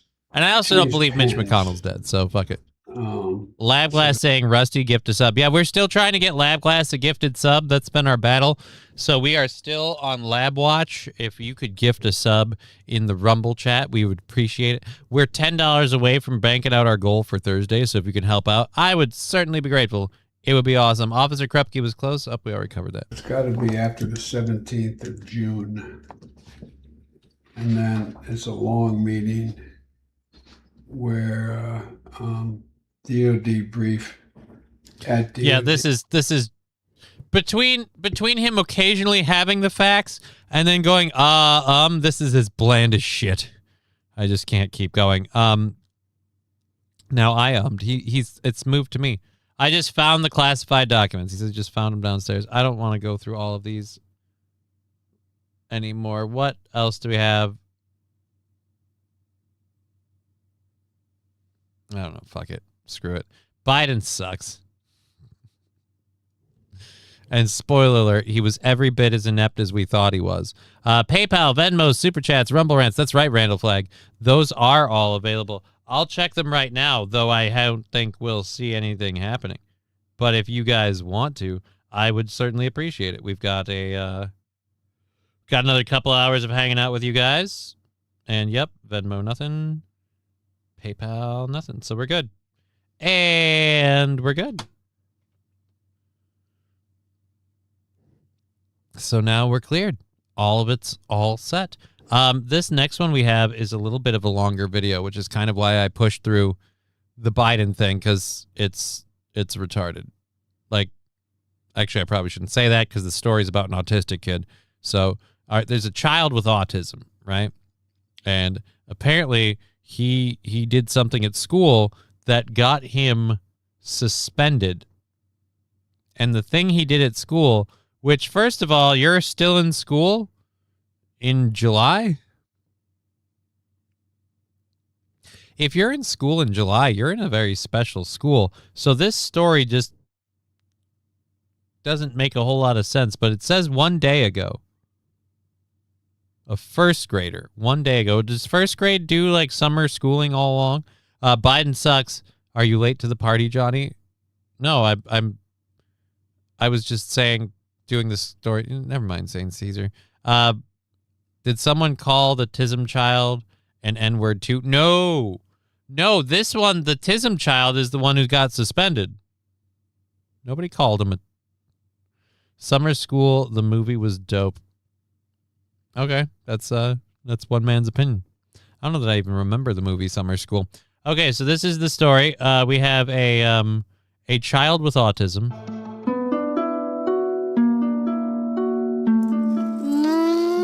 It's 7 minutes long, so I'm gonna boost the speed here. We're gonna go playback speed. Let's go 1, 2, 5. Play. Sometimes I want to build stuff, and it's easier to build with Legos. John Medina doesn't worry about the instructions. Because Lego, you can just stick things together and build whatever you Kid want. after my own heart. Building with Legos. God bless you, son. You build whatever you're building. In his mind, a plan is already taken shape. It's a police truck. Kristen is John's mom. He just has a fascination with it by just using his creative mind to build. And Kristen Medina? You probably heard the Funky Cole Medina joke a few times, haven't you? he doesn't even follow the boss. I think we should build a house. John is on the autism spectrum. He What? sometimes struggles with social norms. For example, went to a funeral and stood up and started clapping and saying encore, encore. So All right. Okay. I have to say, I've been recently to a funeral of someone I cared deeply about. Anybody at the funeral cares deeply about the person might be like, dude, but objectively outside looking in, that's hilarious. That's funny. He stood up and said encore. A fiery podcast. Legend. Yes, he's a legend. He is a legend. I am all for this kid being exonerated. I like the cut of his jib, and we need to give him all the space he needs to grow. Yeah. This is a three-wheeler motorcycle thing. While his brain helps him solve problems others may not see, it can sometimes create problems in the classroom. According to school records, administrators at Sarah Hart Minter Elementary in Fayette County have issued more than 24 disciplinary actions against him, some for violent behavior, like when he kicked and punched another student at recess. Whoa. They buried the lead with this. Violent kid bit his sandwich into a gun. Okay. In other cases, though, his parents feel the school did not take his disability into consideration. Like the day they got a call from the school because there was a problem with a sandwich. That phone call was during lunch. John took his sandwich, bit it into a shape of a gun, and... Is this the sandwich gun?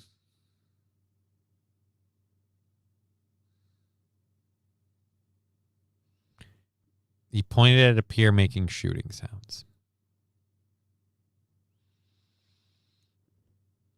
I'm sorry, but we have video games, like TV shows. We have far too many.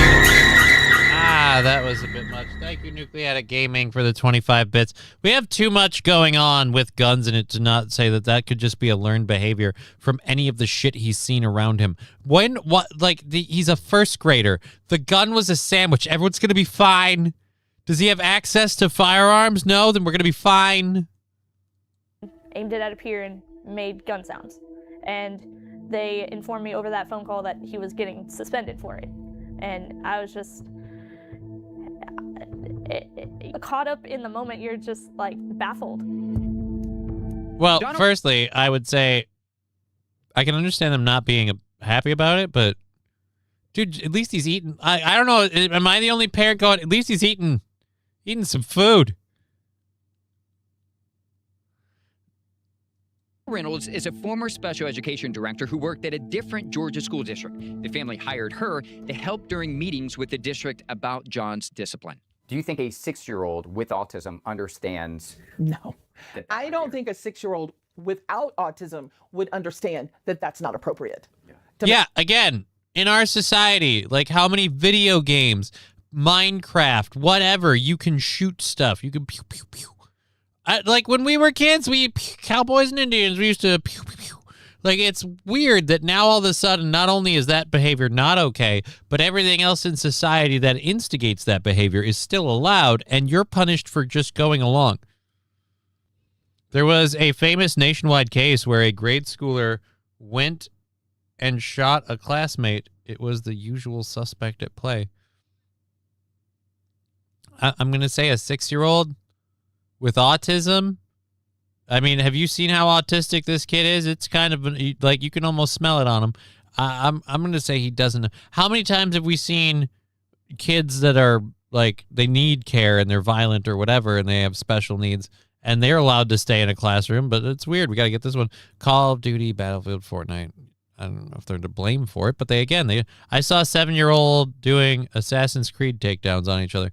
Yeah, again, we have too many things in our society that would make kids think they could play around like this and it's fun and it's joke and they're not serious and they're not going to understand what they're doing or what it really means or how much all of the adults are suddenly butt puckered over it. Make that into a gun. They make their fingers into guns. They pick up sticks and make them into guns. And also I got a sheriff badge from an officer. The first grader has a fascination with guns, something his parents say started after meeting a police officer at church.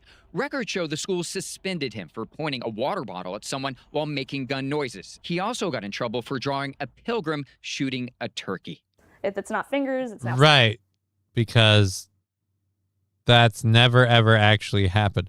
I will say this kid really does seem to paint outside the lines.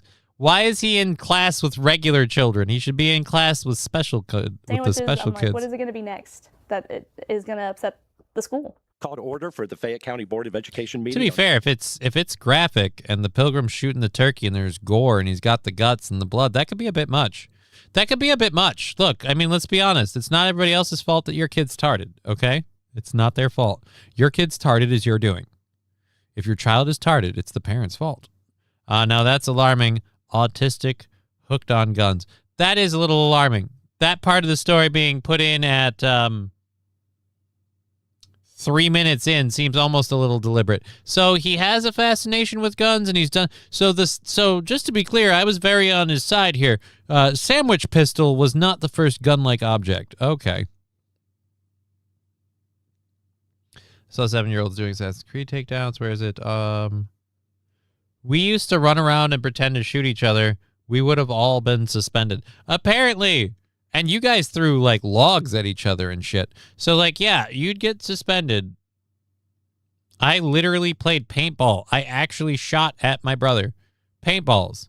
I shot paintballs at my brother multiple times. Always wanted to hit him in the ass and make him squeal. But, like, I'm just saying, it's been done.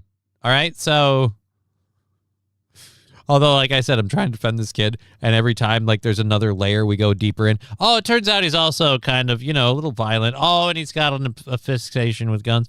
And he's kind of been pointing things at people and guns and making pew-pew noises. The longer we go into this, the more I'm like, why is the school district housing him with the regular children? Atlanta News First Investigates requested an interview with Superintendent Dr. Jonathan Patterson. When his communication staff declined, we attended a school board meeting in July. It's time for public comments. The only 3 people to speak during the public comment part of that meeting were parents of children with disabilities or special needs, frustrated with school administrators. What does a parent do when they believe the principal and the teachers are contributing to a hostile learning environment? I encourage parents, specifically those of special needs children, to email Dr. Patterson and the board on the first day of school and request the documentation of their teachers' qualifications. After the meeting, we tried talking with the superintendent. Oh, you're not going to get to talk to them. They don't want to be held accountable. What if he likes trains? Would you tie someone to the train tracks like a 1930s cartoon villain? No. But he has a fixation and a fascination with guns. He's showing and depicting scenes of shooting people. He's autistic. Look, I'm saying there's a lot of warning signs. Maybe we should just keep an eye on this kid. I still don't think he should be suspended. I think he should be in a class of like-minded tards. That's all I'm saying. All I'm saying, a class of like-minded tards. About the parents' concerns. Oh, yeah, I don't think I've gotten your card before, so thank you. I've been emailing you now for weeks. Again, I appreciate your professionalism. Do you have I appreciate your professionalism. anything to say about the concerns that families are having about how the district treats special needs students? Thank you. You said you can make an appointment. Okay. So now, yeah, you can make an appointment. Yeah, but you're not going to, that's the point. You're not going to make the appointment.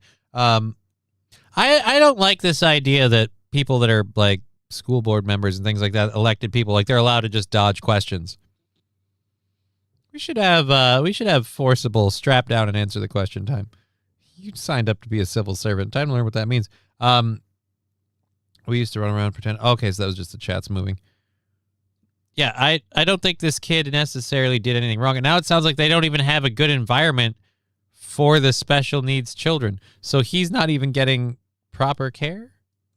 We look forward to speaking with you. Yep. They're not tards, Johnny. That's not politically correct. They prefer to be called less incompetence. So they're tards. They don't talk about his behavior during his IEP meetings. Right? You guys don't discuss his education plan. Like, you guys don't discuss how he has issues in school and the parents don't maybe explain how their son can be redirected or de-escalated from that situation, what tactics work, what don't. Like, nobody shares any information. We just wait until he makes a gun sandwich and now we got a problem. The next day, he called and offered this statement. But again, we just want to recognize that these things are difficult. We have parents that, are very happy with what's going on, and we have parents that aren't. The ones who have the normal kids, because you're just doing whatever. The parents who aren't happy with what's going on. Sounds like the special ed kids that need specialized education are the unhappy parents. And so we try to work through those individually. We're committed to meeting parents and trying to work through these challenging situations that maybe we agree on, maybe we don't agree on. But we're committed to keep coming back to the table and trying to resolve those things. Am I allowed to ask a question? Well, Andy, we agreed. He just had some points he wanted to make. We agreed. He wanted to get his political jargon. So you're not allowed to ask a question. So long story short, that guy's a piece of shit. What was his name? Then offered this statement. But Dr. Jonathan Patterson. He's a huge piece of shit. And in fact, you know what? I haven't played it today. We haven't really made any money or anything, so it hasn't been a reason to go crazy with anything. But hey, you know what? For you, Dr. Jonathan Patterson. You're a cunt.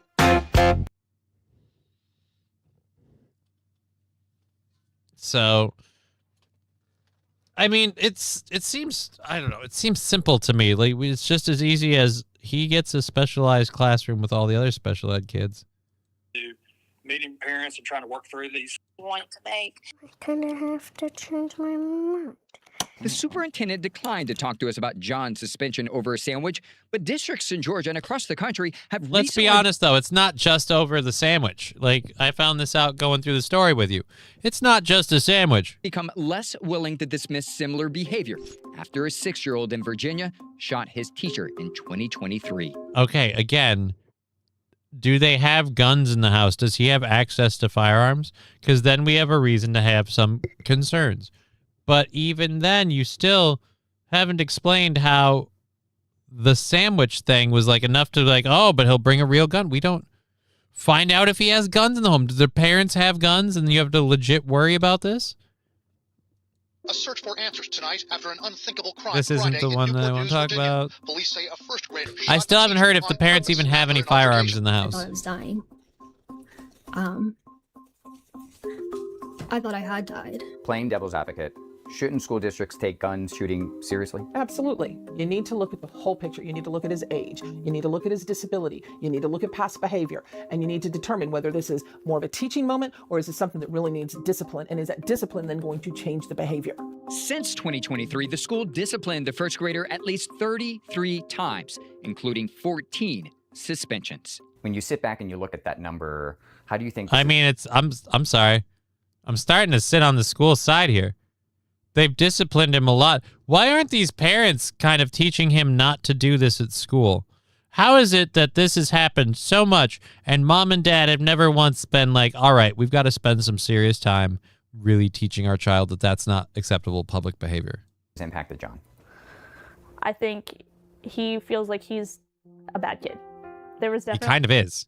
I'm not going to be nice about it. He kind of is. He's punching people. He's hitting people. He's pretending to shoot people. That's not the best kid.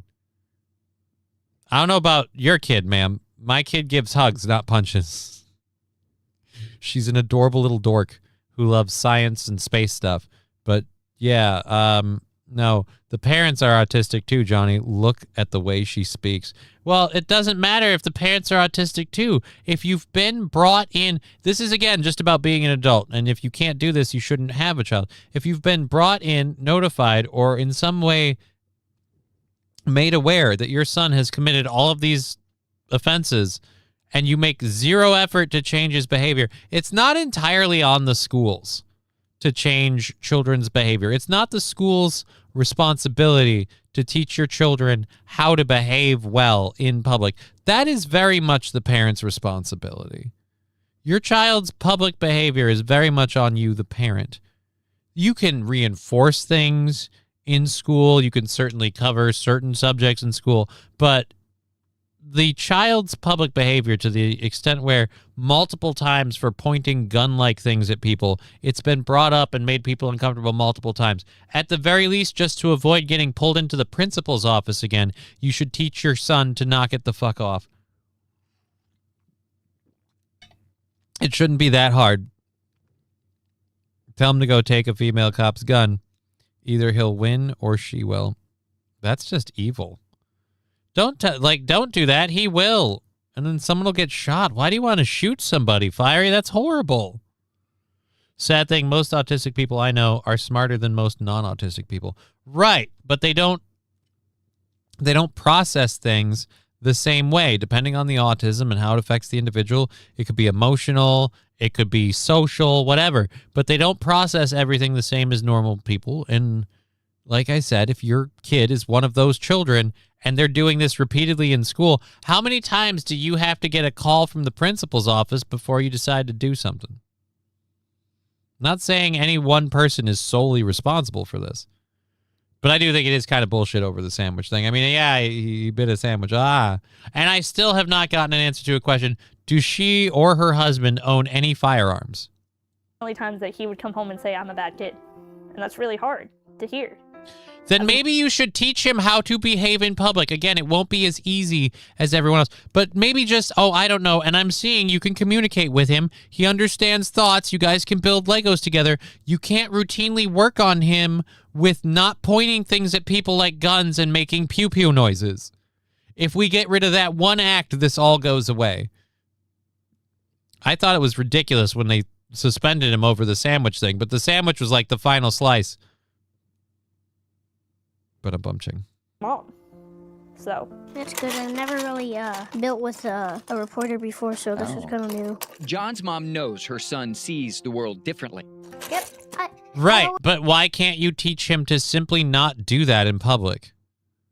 It's a weird behavior. It's not like it's Tourette's and he has to make a gun shape and a gun noise and pew pew at somebody or he can't move on with his day. You just teach him to not do that. I always think before I start building. She just hopes that people making decisions about his future will take time to understand how he's built. I think they don't really get to know him. I think No, but again, I don't think you're really doing that much to teach your kid if we've had years of this and you haven't done anything. they just see the surface. He cares so much about everybody. Right, but he does keep getting into altercations and he loves everybody so much. That's why he punches and he kicks with love.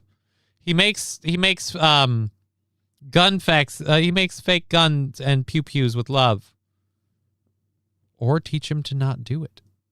He goes down the hall and greets all the teachers that he's had before. And he looks forward to it. He has such a big heart. And he's got an even bigger magazine. I still have no answer on whether or not there's any guns in the home. If there are no firearms in the home, our threat from a 6-year-old decreases significantly. Just so we're clear. If he does not have ready access to a firearm, our 6-year-old is really not likely of committing this crime. Lab Glass, he's a Luigi Mangione fan. You mean he wants to fight the insurance companies? Fiery Podcast calling it bullet kisses. Aww. See, he loves with bullets.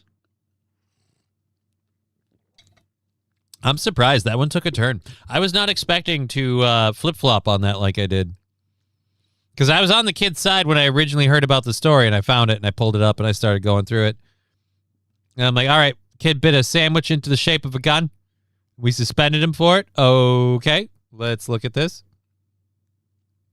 And then when I found out about the other events, now we got to start thinking the other way around. It's a little different. Take him to a game of laser tag that will give him a stroke and not like guns anymore. Or he'll really like guns. Here's my point. You can redirect him again. Paintball, other things, archery, like sportsman shooting stuff, whatever. You can redirect his fixation on guns and make it a healthy thing. But it shouldn't be that, like, he doesn't seem...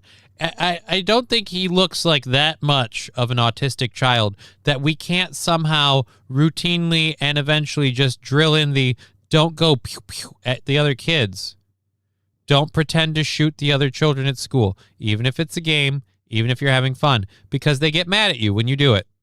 They don't understand, and you can't do that. And you just routinely drill that lesson in.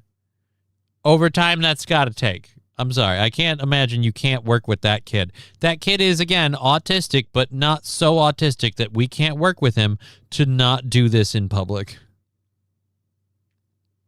You know what? Actually, thinking about how the school's handling it, how the mom is handling it, and how the kid's behavior is a factor, there's no good people in that story. I don't like anyone in that story.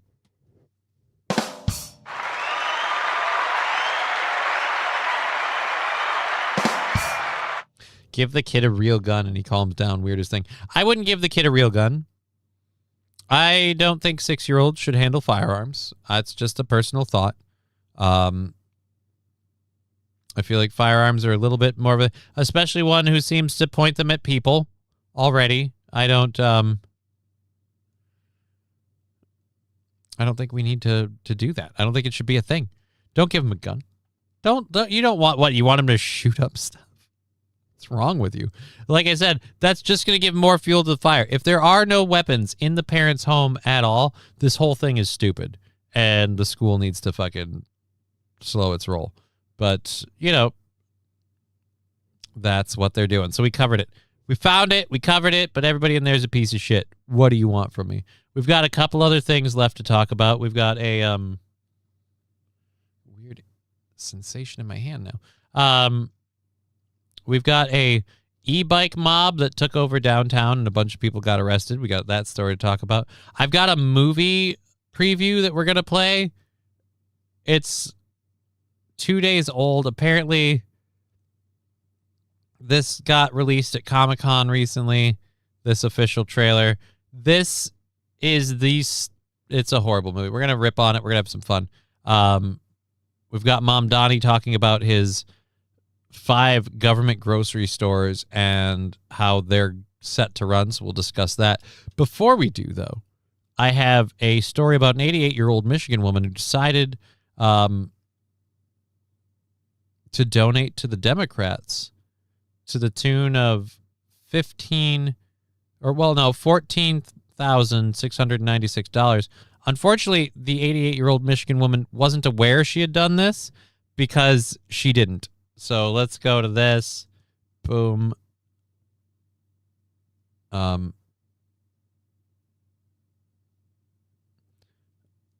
in the... All right, so this is someone else's campaign being funded by elderly fake donors. Act Blue says 88-year-old widow has given over $150,000 to Dems over the past 5 years, but she says that's not possible. So let's go check out this story with this elderly lady who, again, all the people are like, oh, why do you need to have, why do you need voter ID and you have to vote in person, all this other stuff? Because apparently even just the donations aren't on the up and up. We're pulling this hinky shit out of everything. Now I have another question. If these donations aren't on the up and up, where is their money coming from? Well, here we are, out in the deep, thick country of Michigan, looking for one Elizabeth Waffle, 88 years old, donated nearly $150,000 in the last 5 years to Democratic causes. This is one of... She just believes a lot in the Dems.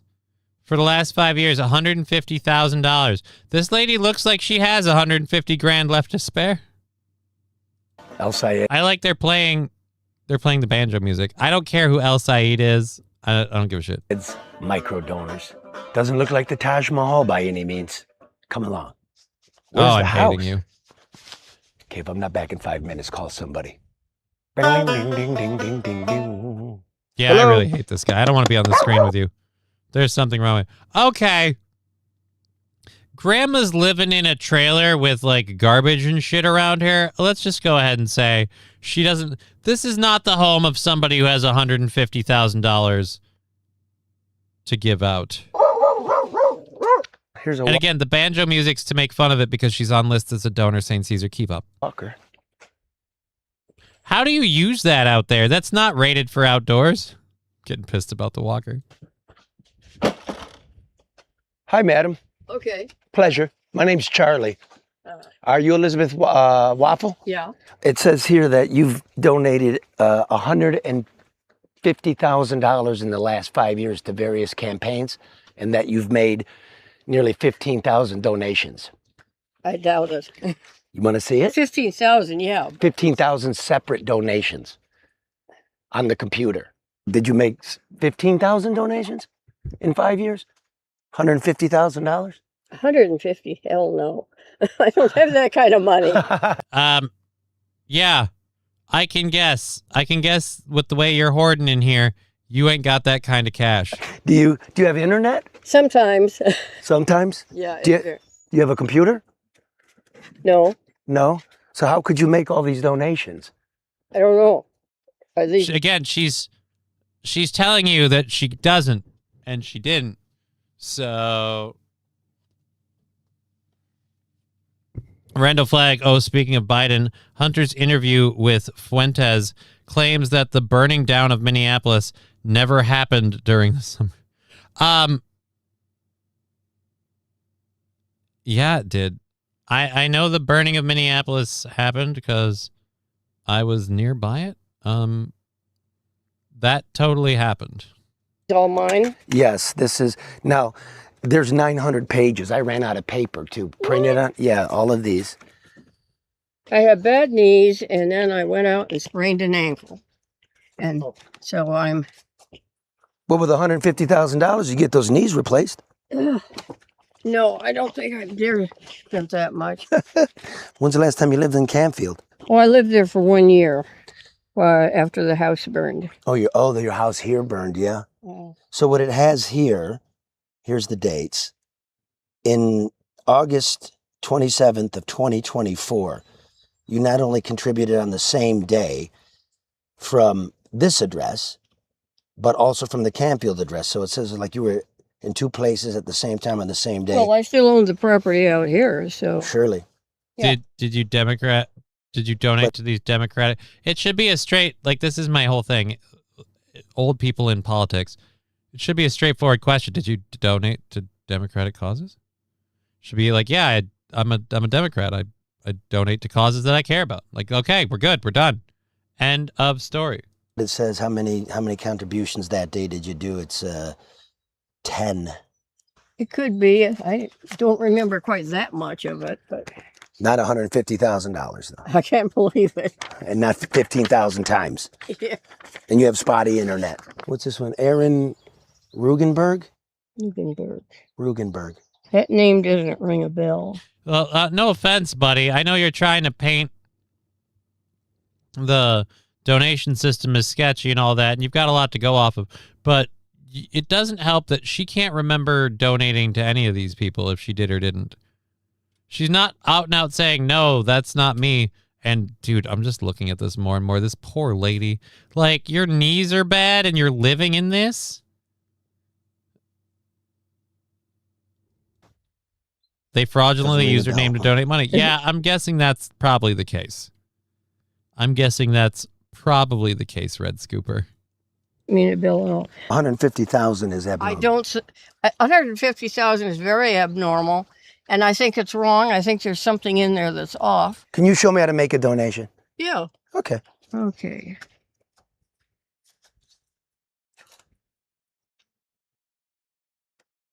Come on. Internet. This thing hates me. I'm not on the internet right at the moment. I'll get it straightened around when I get in the house, if that ever happens. How long, when'd your house burn down? 2 years ago. Oh my goodness. Everything goes through Act Blue. Act Blue is like the bank. So everything you do goes through Act Blue. You don't go to amyklobuchar.com and donate. No, I do everything through Act Blue. Okay. Gotcha. Yeah. Okay, so she donates through Act Blue. And it sounds like Act Blue might be up to some hinky shit. We have a couple seconds left. I guess we'll let this finish. Oh, Act Blue. Got a couple bucks I could borrow? Are you kidding? I got a couple guys coming back to mow the lawn, and I just went through my pocket to see if I had enough money for them. Do you? I think so. You need a couple? You need a couple bucks to give to the guys to mow your lawn? Yeah. I got it. Elizabeth, God bless him. He's going to hit her up. Like, yeah, of course he's doing it for the camera, but yeah, good for you giving her the money. Where's your car? This one? Maybe I'll call some of these politicians and get your money back. Yes, ma'am. Power to the people. All right. Well, good luck for that. They reverse mortgaged your entire house and stole all her money and donated it to themselves, this QZ man. Oh, no.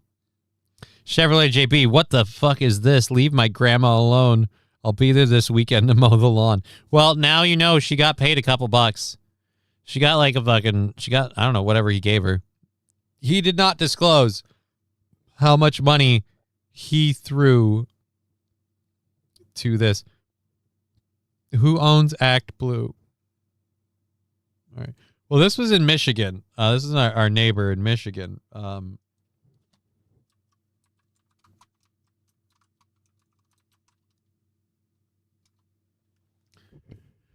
Act Blue is not owned by any single individual. It is an independent, nonprofit political action committee, PAC, and fundraising platform.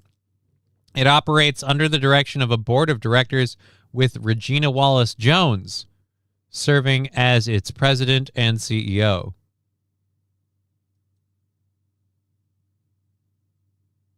So it's a bunch of people washing money and giving it to politicians.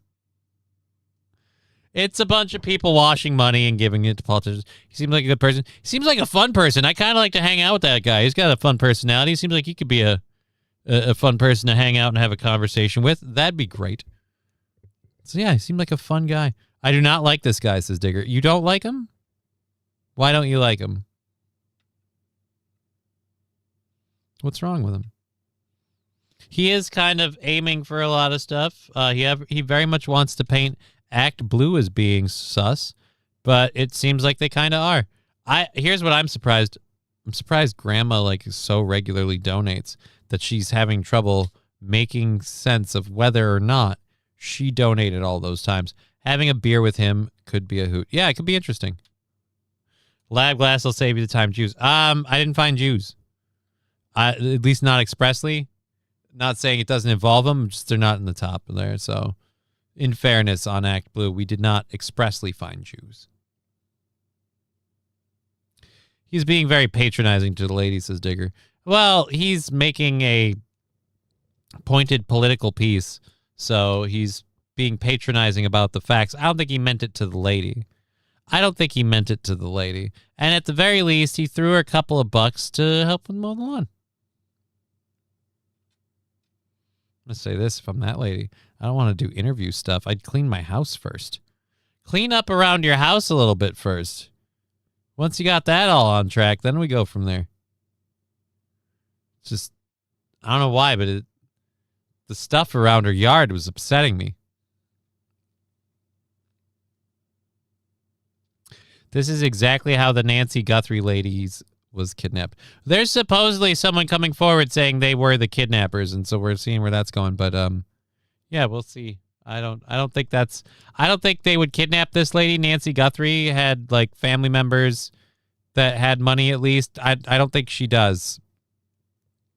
She's scraping money to get someone to mow the lawn. I don't think she has money or relatives with. He didn't talk to her like she was retarded. Yeah. I don't think he was too patronizing, but that's, different strokes, different folks. Digger felt he was patronizing.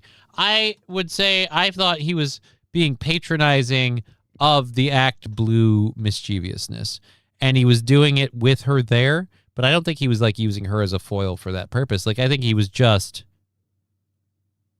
doing that in front of her, and it wasn't really directed at her per se, but you never know.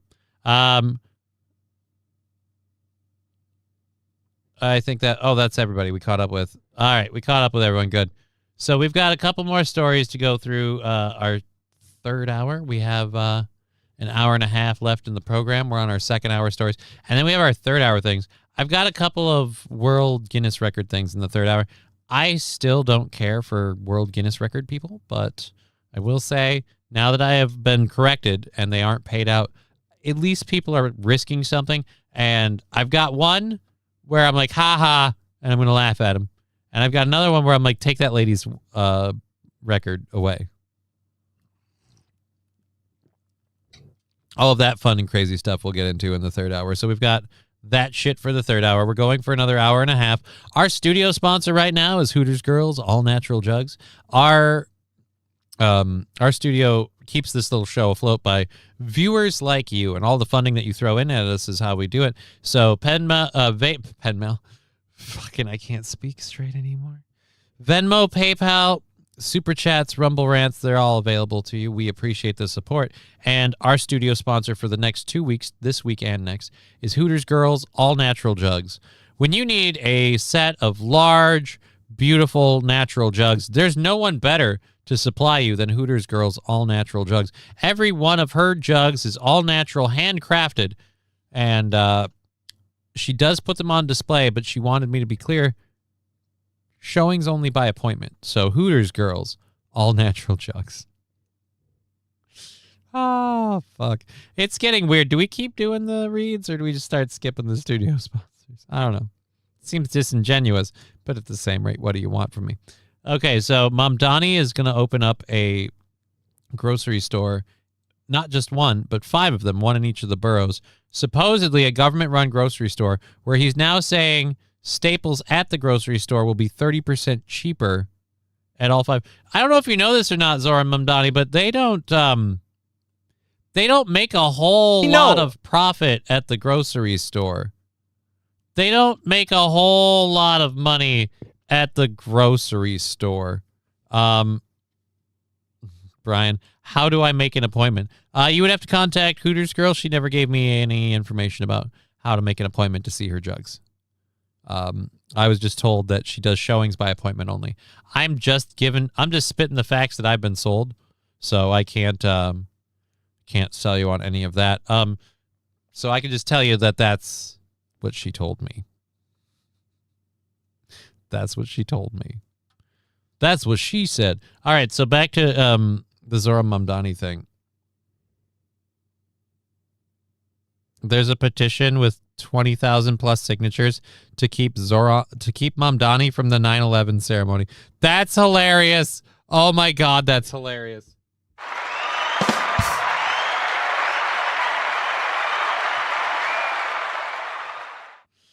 So they don't want him at the 9/11 ceremony. Why? I mean, yeah, I get it that, like, you know, people of his ethnicity were flying the planes, but you do know how the whole thing was orchestrated by the Jews, right? People still like, oh, no, that's disrespectful. No, I feel it'd be disrespectful if, if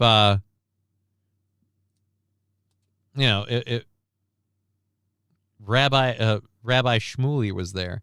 I feel that would be disrespectful. I mean, after all, his people did orchestrate the thing. If it's government run, you basically have to jump through hoops to get groceries. I don't know what the hoops they're going to have to jump through to get groceries, but the 30% price cut on staples like meat, like produce. Oh, this squeaks so bad. I got to fix it.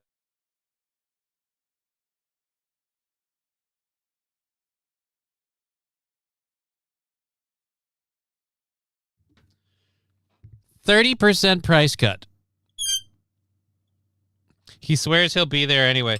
Yeah, because again, like I don't feel it's insulting or insensitive if he's there or not. I could give a shit. Again, here's my real problem, that we know for a fact that like Israeli intelligence and Israeli assets and people who have ties to Israel all kind of knew what was happening and all kind of just stood back and let it happen. So again, I'm how many old New York Jews are going to be there? Because that's just as insulting to me. So I don't give a shit if he's there or not. I do give a shit about this grocery store thing because, one, I don't think this will work. I don't think you're going to be able to put a grocery store together and cut prices on stuff by 30% of retail. You're going to undercut everybody else by 30%. One, that's going to put your demand through the roof. You're not going to be able to keep any supplies in stock because people are going to buy that shit out. It will disappear like toilet paper during COVID, okay? That's just economics 101. If you sell your stuff 30% cheaper than everybody else around you, then what are the rules? Is the government grocery store for everybody, or is it only for people who can't afford groceries where they're at? And then who decides who those people are? This starts getting really convoluted. So let's just assume it's for everybody. So you're not going to have anything on the shelves because when you finally do have stuff, it's going to be cheaper. Are you going to have any security? Or are you just going to trust everybody to just show up and behave themselves? How is this all working? But at least it's going to happen fast, right? Like it's not like this is a plan that you're going to roll out and it won't finally even reach fruition until you're just about out of your first term. Take it away, Mr. Manhattan. That for many New Yorkers, 30% at the grocery store means something very different. Right. Saving 30% at the grocery store means a lot to a lot of New Yorkers.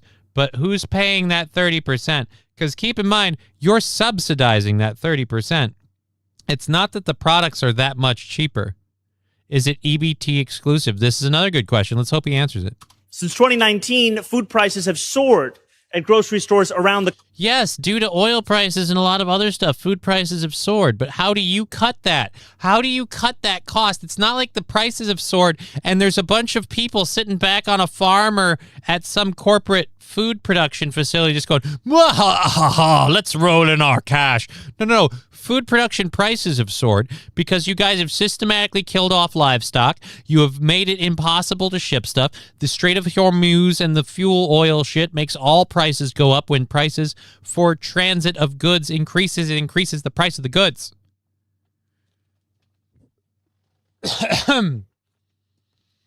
I'm sorry, but unless the grocery stores that you're competing with, which are the private run ones, unless they're running up their products so high that they're making record profits, like the pharmaceutical companies, hey, why don't you do that? Why don't you run a government-run pharmacy and medical center that provides free medical care for people and competes with the local pharmacies and medical unions that you deal with, the health partners and stuff like that? How about you start subsidizing that stuff? Oh, because you can't.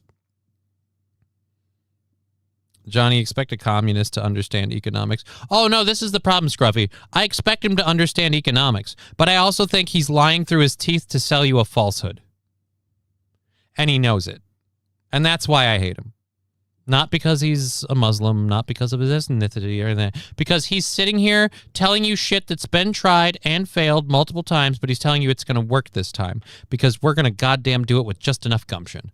And on top of that, like I said, that 30% that he's talking about, that doesn't just disappear. That doesn't just fade off into the ether. That's every taxpayer, whether they shop at this grocery store or not, is paying for that 30% that every taxpayer who does shop at that grocery store is saving. So every taxpayer, so that's coming out of your taxes one way or another. Another thing he's conveniently not mentioning, that's coming out of increased property taxes, that's coming out of redistributing budgets, that's cutting out of removing aid programs and social service programs because we have to afford this. That's where that comes from.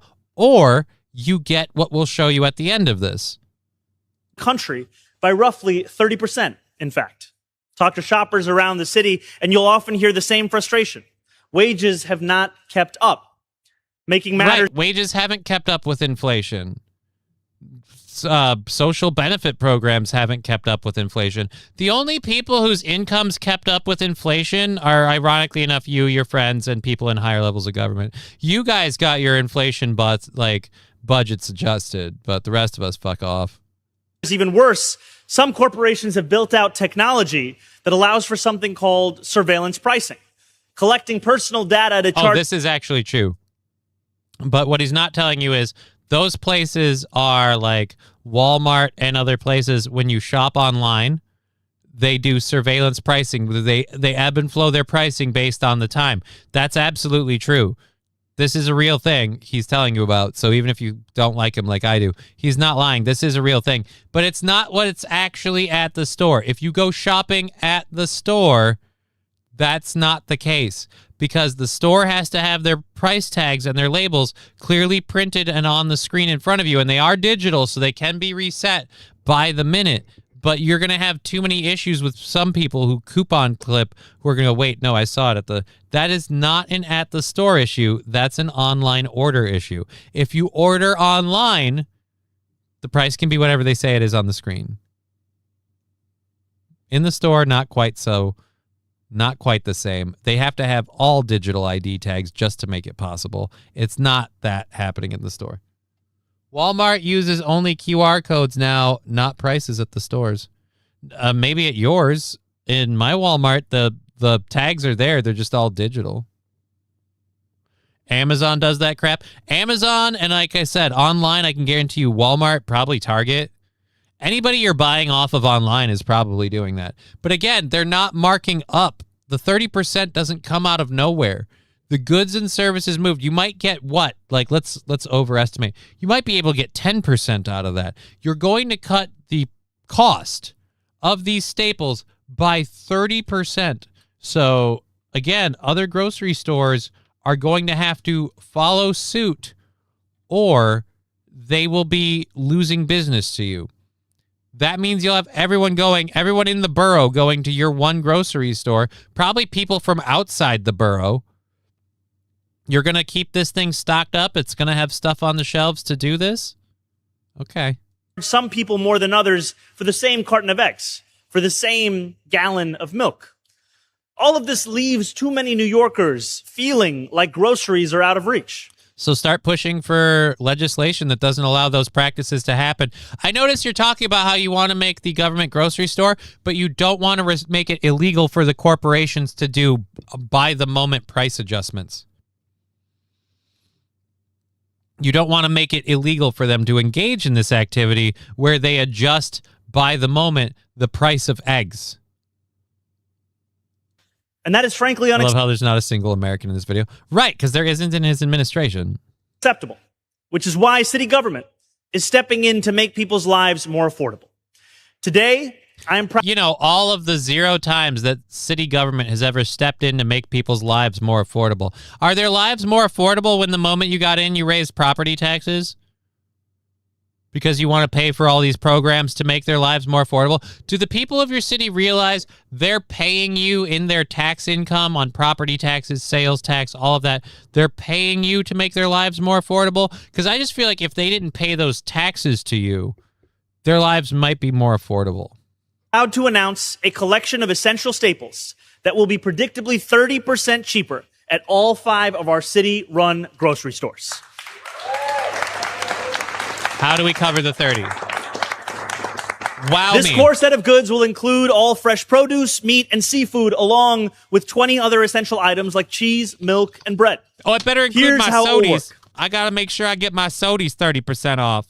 Once a month, our 5 city-run grocery stores will set prices for this core set of goods at 30% below typical retail prices. No exceptions, no gimmicks. Yeah, again, that sounds great. How do we pay for it? Because those goods didn't cost 30% less, and grocery stores aren't making that much money. They're not making 30% markup on their goods. So how do we cover that cost? The savings will last for the entire month. That means no weekly fluctuations nor sticker shock at the checkout line. Are people really getting weekly fluctuations and sticker shock at the checkout line? I'm never getting sticker shock at the checkout line. I look at the prices when I grab the products, or I buy them online. Again, no sticker shock at the checkout line. Nobody's just going through grabbing stuff and going, oh my God. They live on EBT and stealing. What?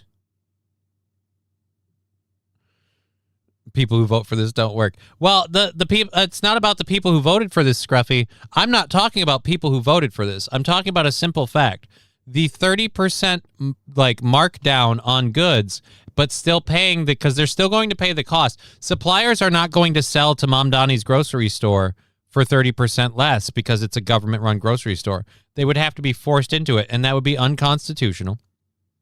So it wouldn't happen. So they're going to have to pay regular retail cost. Now, I don't know what the markup is specifically, but I know it's not 30%. What's covering that short gap? And that's the answer is it's subsidized by the taxpayers. Because as he's telling you, they're going to buy the stuff and have the stuff on hand. They're just going to mark it down by 30% off. MSO saying Johnny's Exotic Meats 30% off. My meats are not 30% off at all. And since we still need $10 to bank out Thursday, I'm going to start asking you put some money on those. It'd be very much appreciated. I would like it. Not for our seniors living on fixed incomes, nor for the parents who rely on a regular supply of apple slices to keep toddler tantrums at bay. Now, can we all see? Great show and tell. All right, so we've got bananas, and they've got a sticker on them that says 30% off. By the way, this whole facade, just so we're clear, I haven't gotten to this in this video yet. They don't have one of these grocery stores built yet. They don't have the location set up yet. It doesn't exist. And they're hoping to have it up and running by the end of 2027. So this whole thing behind him is entirely fake. Hello, North Korea, my old friend. Seems we're faking vegetables again. We pretended to have a grocery store, but instead you're hungry for more and more. And the shelves were buried like your wife. This incredible example of produce in my hand. Now you will see these plantains here. So for anyone wondering how much... Here. There is no here, sir. You don't have any of these built yet. Again, after this press release, you announced the first one of these will open up at the end of 2027. We're in 2026 right now. So it's not opening up this year. It's not opening up most of next year. It's opening up sometime a year from now. How much these beautiful plantains might cost. You can use this QR code or head to grocery.nyc to access our policy. Oh, great. So you guys won't engage in any by-the-moment price adjustments of your own. You just scan the QR code. I thought you said the prices were set for a month. If the prices are locked in for 30 days, just put them on the fucking product. You know all of the stuff you just berated and said was evil and shifty why you're doing this whole thing? You're doing the same shit, but you're charging 30% less. That's all I've got from you right now, buddy. Report. I'm going to demonstrate exactly what that means. Ladies and gentlemen.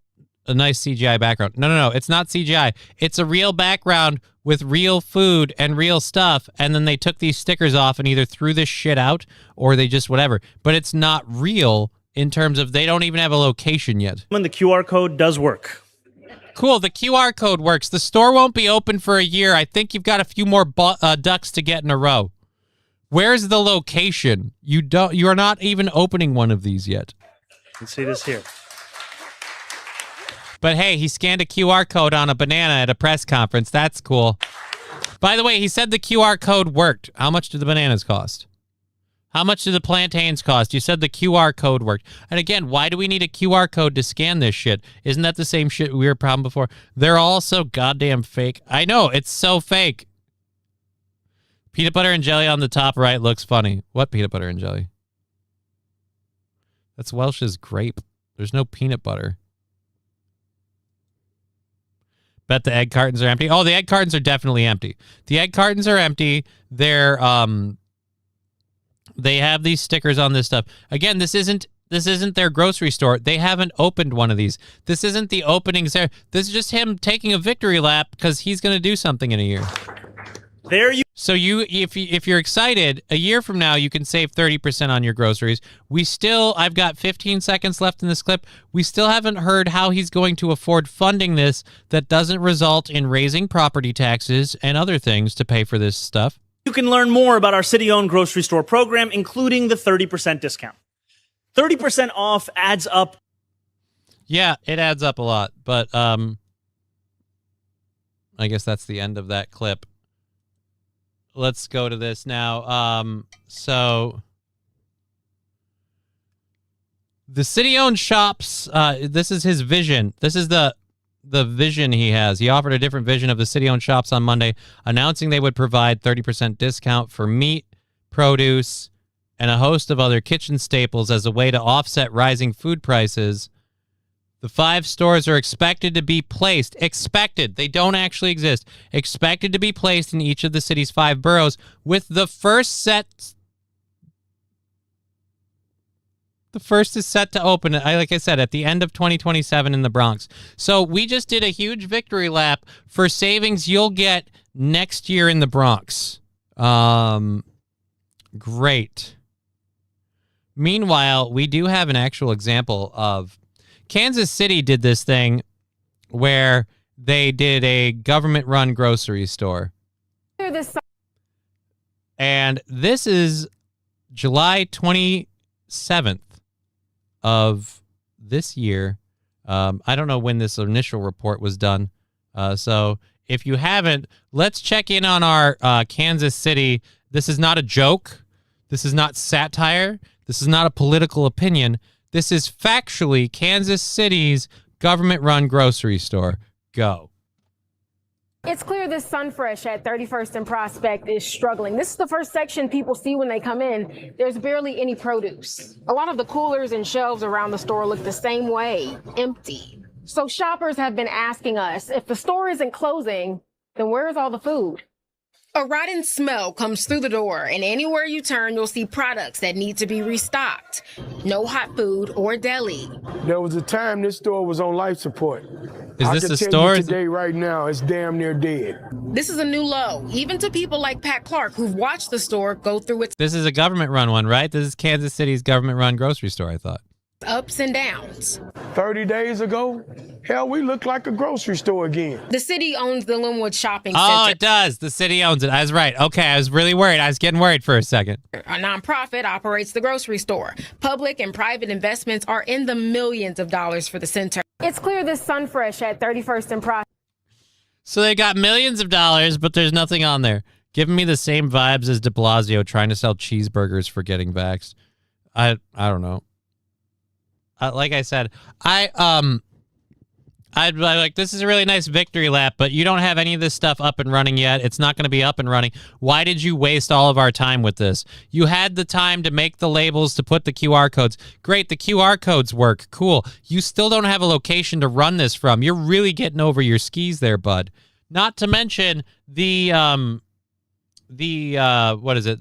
The stigma you have to beat down of communist grocery stores never having any products.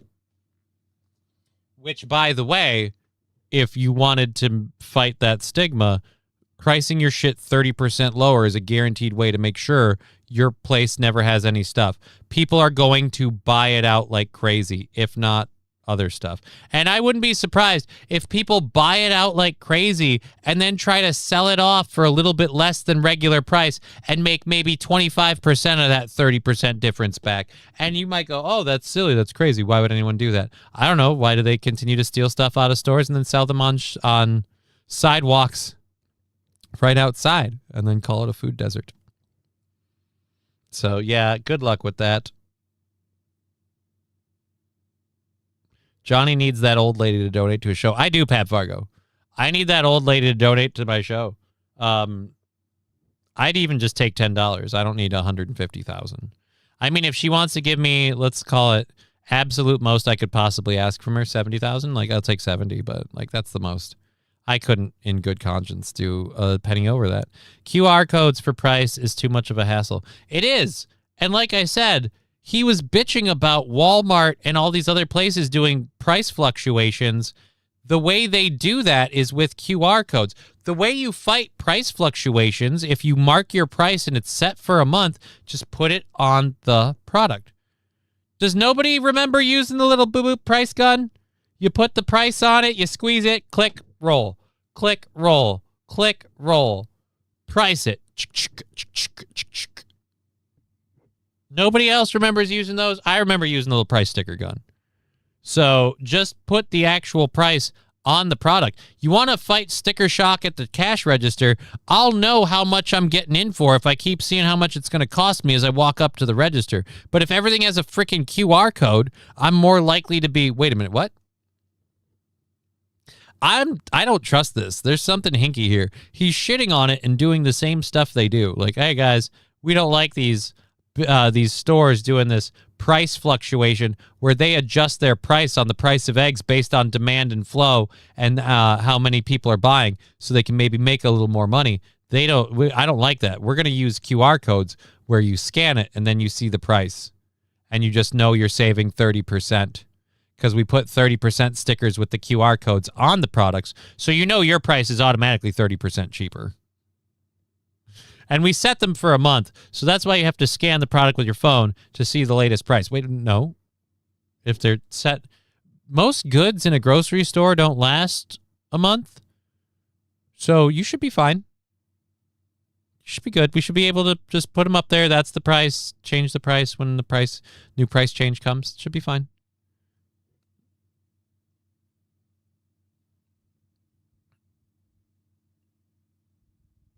And all EBT.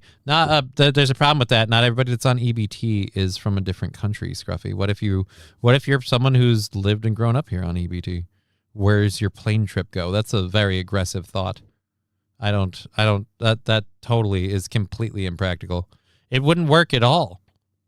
Like, there's plenty of people. It's mostly empty except some rotting meat. Yep, pretty much. Ground horse meat and rat in place of beef. Donnie seems to like to make the flashy fast way in his decisions. He brought bananas for a visual example. He did. QR codes for a price is too much of a hassle, says Red Scooper. I'm not as old as you, Johnny. Okay. I don't think QR codes for pricing is a hassle, and I don't know why you need to clarify you're not as old as me. Fuck them, get a job. Not all of them are, that's just sweeping. I'm just saying you're going in sweeping generalizations, Scruffy. Sweeping generalizations. So there you go. That's what we have to look forward to in New York. Now, again, according to Mondani's office, they're going to make 5 of these grocery stores. They're going to be in the 5 boroughs.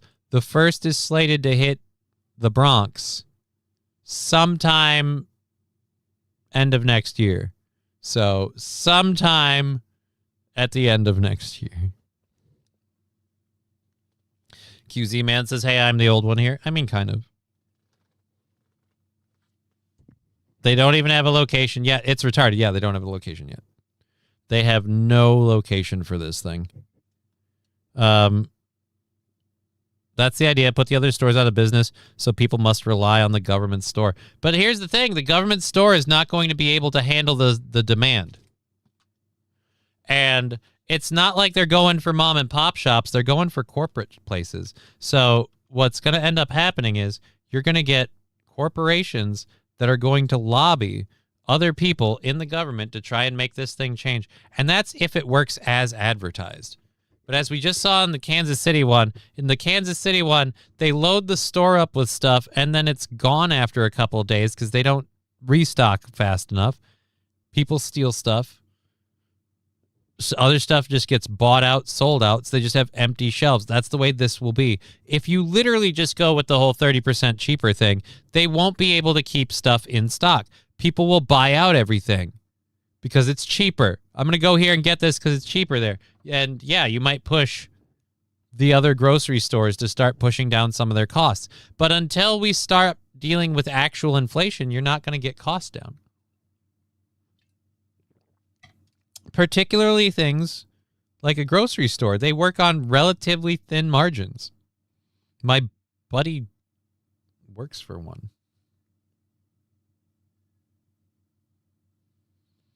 So, yeah. R.I.P. Dominican bodegas. Oh, they've sworn that they won't have hot food so that the bodegas won't be affected.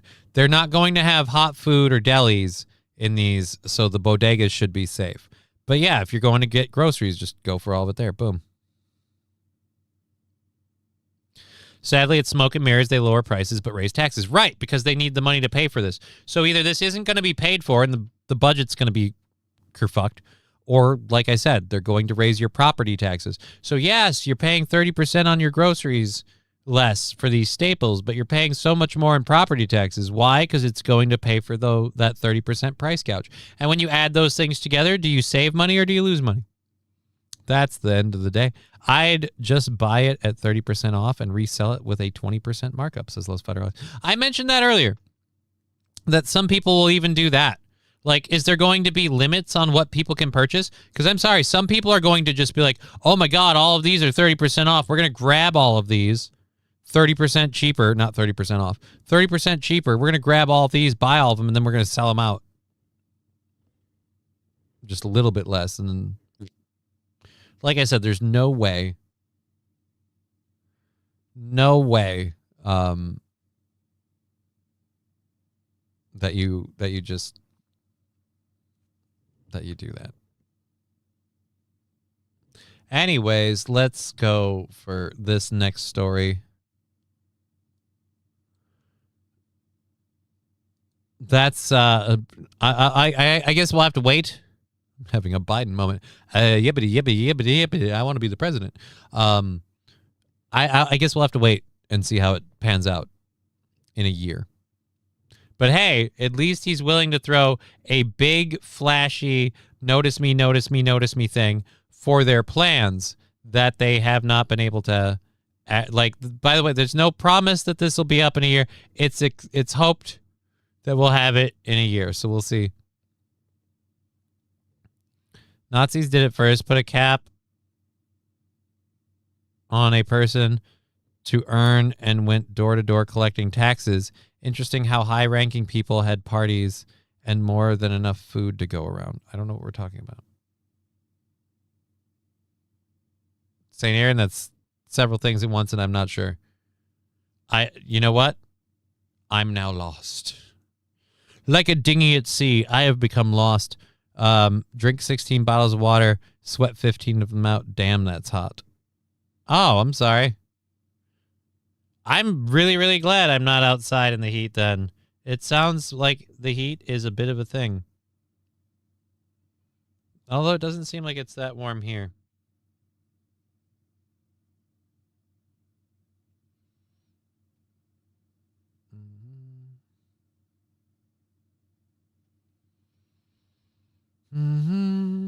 Oh, sorry, 1 second. Just check with some.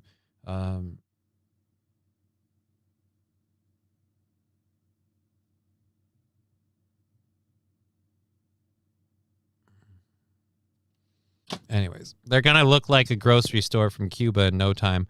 I've been to Cuba multiple times. Trust me, there's absolutely fucking nothing on the shelves. Yeah, no, that's what's going to happen. Like we showed of the Kansas one. Like I said, if reality just functions the way that it has up until this point, and you're telling me you're opening a store and you're selling your products for 30% less, let's not even talk about how that happens, but you're selling a majority of your staple goods at your grocery store for 30% less, and you're in one of the 5 boroughs. I'm going to say that borough that you're in, you're going to kill the business of every other grocery store there until you run out of shit, because you're going to get hit hard. And if people think that people won't just buy out stuff because it's cheap or whatever, again, like, does nobody remember how hard a time it was to get toilet paper during COVID? Where people started getting worried that we were going to get locked down and stores are going to get shut down, stuff disappeared. And that's out of all the stores, right? When a public scare happens. But having worked at a gas station in my young life, I can tell you, when you're significantly cheaper on a staple product that people need, if people know that you're cheaper, and even if they don't, word gets out. And pretty quick, everybody calls their friend and goes, go here and buy this stuff here now. It's cheaper. So if your eggs are cheaper and your meat is cheaper and your plantains are cheaper, you're going to have everyone calling their friends going, get over there and buy this now. And then you're going to have people like Los Federales said, buying a bunch of it to resell some of it and get that money back. Either way, the end result is the same. Regardless of how many people resell or buy for themselves, you're going to sell out of everything you have because people will flock to it. Like piranha on a carcass in the water, and they will pick at it until it is clean. And that's assuming, let's pretend there's no theft involved in any of this. Let's pretend there's zero theft involved in any of this. You're somehow going to afford that without raising property taxes? No. And then after that place runs out, it spends days, weeks, the month being barren and empty until we finally get more back in. Oprah, look under your chairs. You get a starvation. You get a starvation. You get a starvation. Well, it won't. I don't think it'll cause starvation. But like I said, your first one is going to have a lot of trouble holding down the fort. There's no way I think you can make 5 of them, one in each of the boroughs, work. And like we said, that 30% is coming out of something. Somebody's paying for it, because I'll tell you what, the companies aren't taking less money. You're not making the food companies eat this cost. We never make the companies that need to eat the cost. We never make the education companies eat the cost. The taxpayers eat the cost of these horrible educations that these students are in debt for. We don't go, hey, maybe they should be able to file bankruptcy and clear it off, and these education centers that gave these useless degrees have to eat it. Nope. We need to make people pay for everyone else's education. Fuck that shit. And I won't resell the plantains. We make and sell mofongo with the cheap plantains. What's mofongo, Pablo Pacheco? Now I'm just curious. And I'm double checking. I'm doing a shitty show, I guess, today, because we are dog shit on earnings. We've made nothing on the other stuff. Just making sure. Nope, good there. And good there. We have $10 left for Thursday's goal. If we knock that out, then we're on to Friday. I guarantee you that are going to ruin it for everyone. Oh, dude, I guarantee you that place is going to get bought out and stole out and be empty all the time. No, I just don't like saying the stuff you type in the chat out loud in the show thing. Like, just, again, you go harder in the paint than me. That's all it is. Monfongo is a Puerto Rican dish. If it has plantains in it, color me curious. Does it have bananas and rice? I've heard that's an amazing combination. Bananas and rice. I heard you haven't lived until you've had bananas and rice. And, you know, I agree. You haven't lived until you've had bananas and rice. QZ man, I just stole a stack of McDonald's napkins, toilet paper for a month. That's gross on so many levels. Not even the fact that, like, no, that's not acceptable, sir. That is not. That's a level of life that's not worth feeling. Real feel is 97. I have 87 degrees. So if real feel is 97, it's 10 more than what mine's saying. That's fucking hot. It's crushed plantains with sofrito, garlic, and onion powder, cumin, and sometimes raisins. You know what? I'd have to try a bite. I'm kind of like open food-wise to trying new things, but I always, I'd have to try a bite.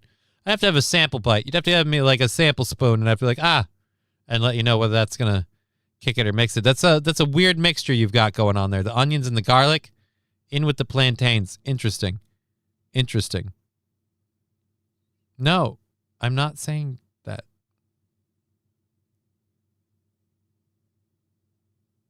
No, I'm saying I'm not being written. No, you're using, that's a racist term you're using, Los Federales. I am watering my trees. It feels hot out here, says Kraken Slab, and it does. Los Federales, I don't know what that is. Someone used McDonald's napkins as toilet paper. What's wrong with you? Yeah, QZ man saying, I'd suggest adding whipped cream. That sounds weird too now. To the other dish. Again, he said garlic, onion powder, cumin, and sometimes raisins.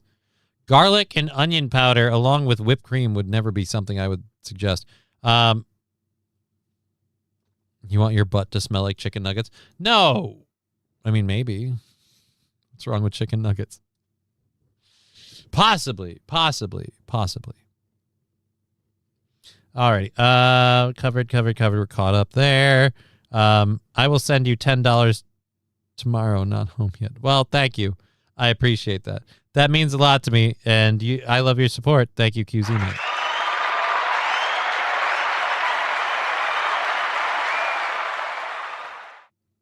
Screw it. I normally don't do the smoking thing unless we earn stuff. I've got a 420 burn that I'll do at the end of the show, but I'm in a ridiculous amount of pain in my lower back, so I'm going to take a little toot while we go through this next news story. For those of you, Los Federales and Scruffy, you'll love this next news story. I do want to point out to you that there were several people who were also white. But yes, teens takeovers have now started involving e-bikes. I don't know where they all came from. This is downtown Orlando, and police have a warning about e-bike teen takeovers.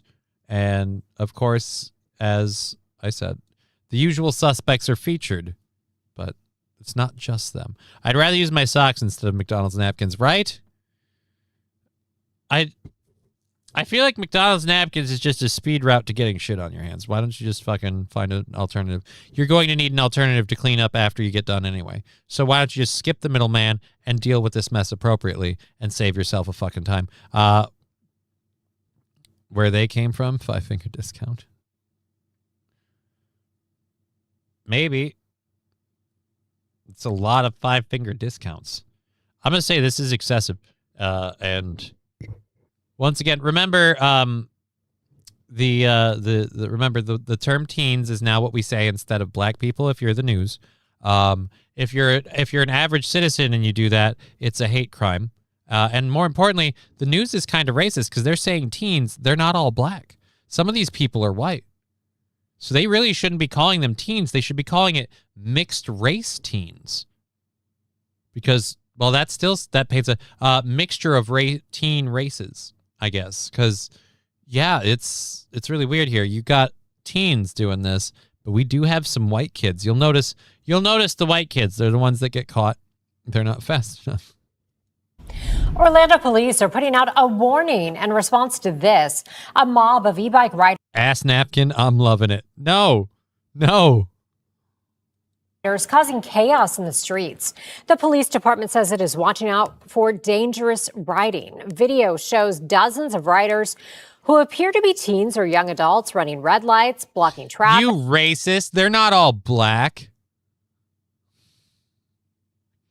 We've got a clip of a couple of them getting cuffed later, and they're pretty pasty white. And even stopping an ambulance from getting through an intersection. This all happened July 8th. Now I realize you're an ambulance. This is counterproductive. But if you're trying to get through an intersection, you got important stuff to do. Do you just hit them? Just hit them. 18th, the video shows at least a few of these riders being handcuffed. See, that one's white. The cops caught him. That one's white. You guys can't call them teens. Some of these people are white. But officers were outnumbered. Officers say this puts everyone at risk, including the riders themselves, and that this type of behavior will not be tolerated. Well, if you don't want to tolerate the behavior, the quickest way to do that is to make it okay for people to run these people over. Make it no longer a thing if you hit these assholes, and we'll have this thing licked in an afternoon. They're called YNs, Johnny. No, the teen was calling the news was calling them teens. And like I said, they weren't all black though, so that's not an accurate term. And since we know from previous experience that if you call them teens and you're not the news, it's a hate crime, then that's clearly a racial profile. That is a racial term for black people. I didn't know that. So until we decomify the judiciary, it won't matter. I mean, you can arrest them, but the judges will let them right out. Yeah, that's probably true too. But this is in Florida. How much of this is going to fly in Florida? Like, are the judges super liberal in Florida? Because they're doing this in Orlando, Florida. So best of luck to you. We're going to have the biggest mosh pit. No, shut up. I don't want whatever that was. Dear Lord. All right, we got about 45 minutes left in the show. Teens, I'm taking it back, says St. Aaron. I am literally because Baltimore police are trying to arrest and prosecute a person for a hate crime for literally sharing a note. Like, it'd be one thing if they were trying to arrest and prosecute him for littering and they were really going at it just because of this, that's fine. But the fact they're like, no, because the thing that he put out in front of these stores is teen takeovers should result in teen chain gangs. That's a hate crime. It's like, all right, you just admitted it. You guys use teen as a stopgap word. So now that's what it means for me. Until we stop persecuting people for using your own language. If teens means black and that's a hate crime, then guess what? That's what it is. All right, so this movie came out 2 days ago. Or not came out, the trailer for this movie came out 2 days ago. I always knew that, like, Transformers was a marketing thing to sell toys. This speaks to marketing things to sell toys and nostalgia to adults. Because this is not marketed for kids, but this movie is absolutely, like, funded by and fucking just whatever. It's called The Matchbox Movie or Matchbox the Movie. And it's not like they're just using it like Matchbox 20 or whatever. No. Matchbox, sponsored by Mattel. The term hate crime needs to stop. It's just crime. Right. I don't know many people that commit love crimes. I had to kill them because I love them so much. Like, I don't know many love crimes. Most crimes involve a level of disdain, disgust, or hate for the victim, if you're committing it for that reason. Otherwise, the gain and the aim is usually financial. So those are the people doing those ones. Either way, this is it still on? I think it'd be funny if we do it at one We're going to do it at 125 speed. We're getting you at 125 speed because that seems more entertaining. And because this is a 3-minute trailer that I absolutely abhor. Let's go ahead. This is the start of Matchbox the Movie official trailer. This was debuted at Comic-Con of 2026, which happened recently.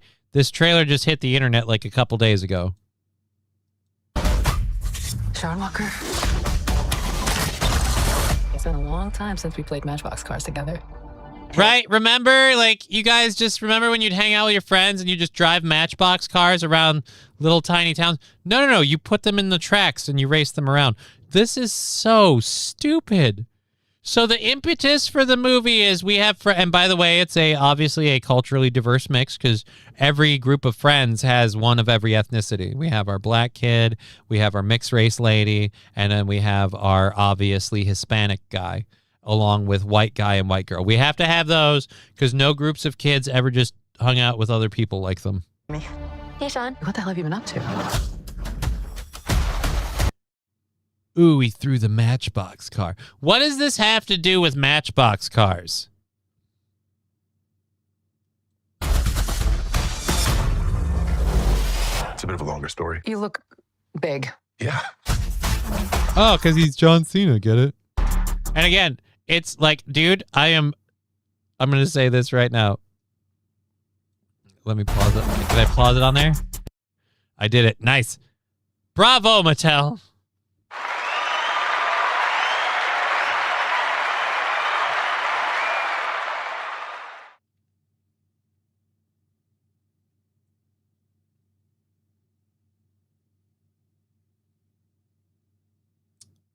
Bravo.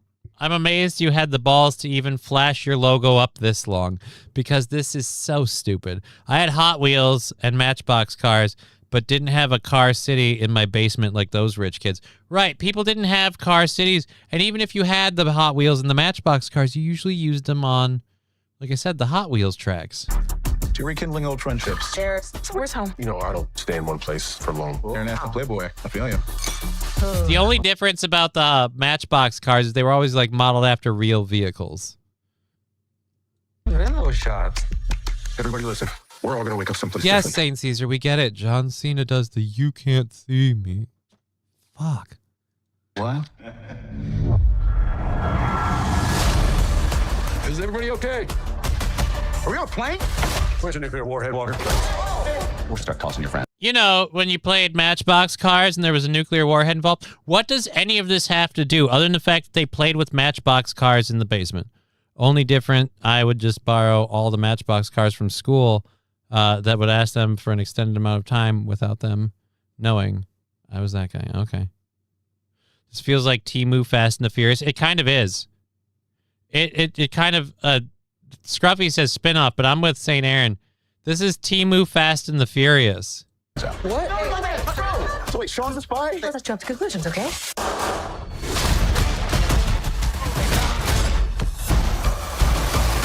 Yeah, this definitely feels like Temu Fast and the Furious, but it feels like Temu Fast and the Furious mixed with just enough of Game Night to piss me off because I love Game Night. Game Night was a good movie. It was creative, and this looks like it's just borrowing that bullshit.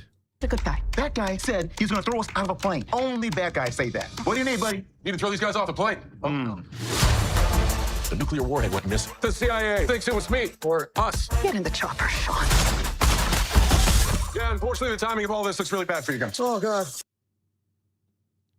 So let me get this straight. The CIA thinks that this guy and these people... You do realize this is 2026. The CIA knows so much information about these four people because of all of the stuff that private data security firms have sold to various third-person parties. God damn it. Third-person parties that, yeah, dude, no, the CIA would not in a million years believe that four randos committed a theft of a nuclear warhead because you guys were hanging out at the same time. Thought you said John Cena's in the movie. He's literally that guy right there. Yeah, plan. We need to re-steal the bomb so we can get our lives back. Oh, great. Crackett's laughing. Oh, John Cena in another movie role that he plays in every movie. Yeah. I was thinking it was going to be something mild comic wittiness, lots of physical action, and look at his muscles. hard. So now, 5 randos and their CIA buddy are going to steal a nuclear warhead to clear their name. What does this have to do with actual Matchbox cars? What was that? It's like a crunchy sound. Yeah, it's like bodies. You think they're okay? Probably not. Clean it up. Won't be a problem. Seem like a human teabag. I can't do what I do and drag the Matchbox gang around with me. Oh, you call them the Matchbox Gang. Okay, that's still fucking lame and stupid. That's still fucking lame and stupid. Just make a movie. Don't steal stuff from my childhood and glue it to the side of it like you have to care because it's about Matchbox. And it's not about Matchbox cars. Batista is a better actor. Yeah, cool. St. Caesar. We made a friend. Nobody asked. Oh my God. Take what you need. I work alone. Not anymore. Yeah, so you guys don't know anything about anything, but now you guys couldn't possibly be the people that stole a nuclear warhead, but now you're going to come up and commit a nuclear warhead heist. Dear Butch, another movie I won't go see. Not only will I not go see it, I'm pissed that they made it. This is insulting. They're gluing this stupid action flick to Matchbox cars. Mattel produced it. Like, this is all so they can sell more Matchbox cars. I bet you there'll be movie-specific ones that they release and shit. All stupid. And I think they're aiming this at adults, not kids. This seems like an adult action movie. A bad adult action movie. So it's just, that's another sign our society's doomed. We're making movies that are about toys for children. Not anymore. Now they're for adults. We got to make sure. Oh, remember Matchbox? You know what you want to do after you go watch the Matchbox movies? Go out and buy the limited edition set of all the cars from the movie, but they're in different packs, so collect them all. Like, fuck off. They should make a movie based on the toy scale level. Like Make Believe, have Plastic Army Men. I don't know that would work. It's an interesting idea. I like how Batista tells me I am a piece of shit because I don't believe in his political views. Well, I feel like a lot of people have that viewpoint. Batista's not alone there. I'll say this. If he said that to my face, I wouldn't fight him on it. Get my ass kicked. Oh, it's awesome. Yeah, baby. Move out the way. Remember when we were kids and we used the Matchbox tow truck as a ramp?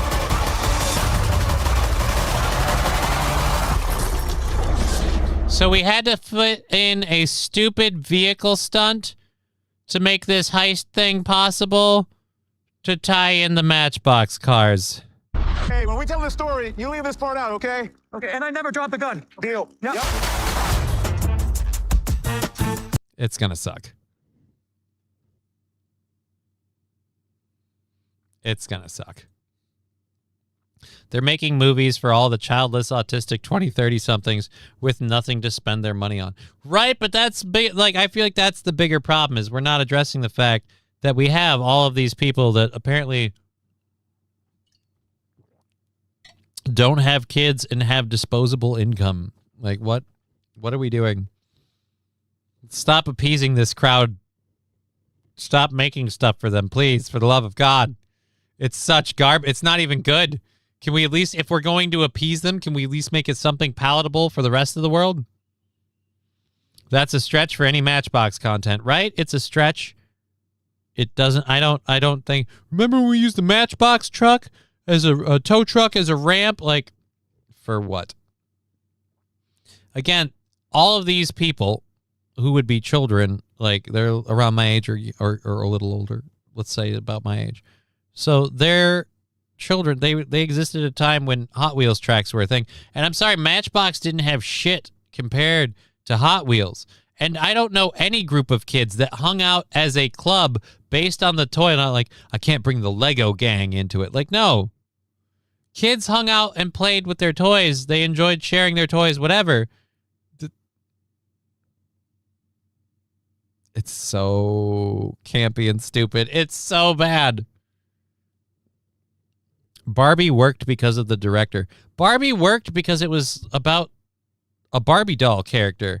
And they addressed fun little facts about the Barbie movie, stuff like that works because that's a person. Matchbox cars are just tiny little metal cars. And again, they just were second-rate Hot Wheels cars because once you got a Hot Wheels track, fuck Matchbox, you're using the Hot Wheels track. I'm launching all these bitches around on Hot Wheels tracks. They don't have kids and they still live at home. Well, I mean, I'm living in a basement, so I can't really bitch about that too much. But I get what you're saying. I'm smelling what you're selling. Let's do Star Wars now. You know, no space or ships, says St. Aaron. Chevy JB with $1. Matchbox had Micro Machines, and we had at least 3 of us that would make a city in the sandbox. I remember Micro Machines. I liked Micro Machines. But did you refer to your guy, like, did you guys become a childhood gang of the Micro Kids? The Micro Machine Kids? That could be a hard name to live down when you enter puberty. The Micro Machine Gang. Like, I can't bring the Micro Machine Gang into it. Why? Because we all got tiny dicks. Can't fuck with those people. 1960s had the best Matchbox car buildings. So yeah, it just feels like Mattel really wants to bring Matchbox cars back to the limelight, and the way they're doing it is with this movie. Correct me if I'm wrong, but I stand firm in my belief that's all they're doing. Screw it, we'll just do it that way. Fuck it, why not, you know?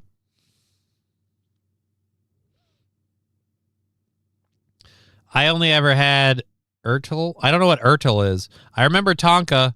I had a yellow Tonka dump truck. I lost that moving with my parents from place to place, and I really regret that. That's one of those things where that's the thing when, like, this is why I don't like military families. And one thing about my childhood I don't care for, you move around so much. Kids are not good at packing everything, and you're going to lose stuff. Matchbox made Robotech stuff. Okay. I don't think they're going to include Robotech in the movie. I think they're just sticking with the cars, and I think it's going to be a steaming pile of dog shit. So we had so many adventures in that sandbox. Sand in the ass crack sucks. It does. But like Red Super said, it's an obvious money grab. You're in the Polly Pocket gang. No, I'm not. Farm toy brand sold at Fleet Farm. Okay. Like I said, I just had the one dump truck. I had a Transformers toy and Pokemon cards growing up. Yeah, I had some Transformers toys and things like that. But like I said, this Mattel movie, this fucking Matchbox movie can eat a dick. It's horrible. This is garbage. Don't do this shit to people. Let it go. All right, we've got that. That's done. Holy crap, that's our second hour stories. Thank you so much. We're kicking through the show. Thank you so much. Danger also had a dump truck. I don't remember Danger. People, for some reason, love their childhood toys. I mean, thanks a lot, Estes Model Rocketry, says Dear Butch. I mean, you know, people love their childhood toys, but that's why I'm pissed about this movie. We have a movie that shouldn't exist, but the only reason it exists is because they wanted to glue this shitty premise to Matchbox cars. For no reason. For no logical reason. We bend over backwards to tie in Matchbox cars to this group of kids who grow up to become adults, who get mistaken for international nuclear thieves because they were hanging out with John Cena one day. Like, I don't think so. It's not a good look. Anyways, let's go ahead and grab these things. Boop. We've got some stuff for our third hour stories. We've only got about 30 minutes left in the program. I don't know how many of these we're going to go through. I do know one I want to talk about right away, so we'll do that. And then, we might have a couple of different videos that we have to play for just mild amusement.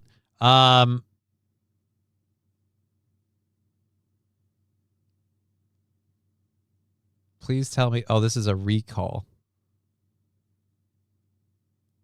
I want to do the story about the out-of-control Tesla.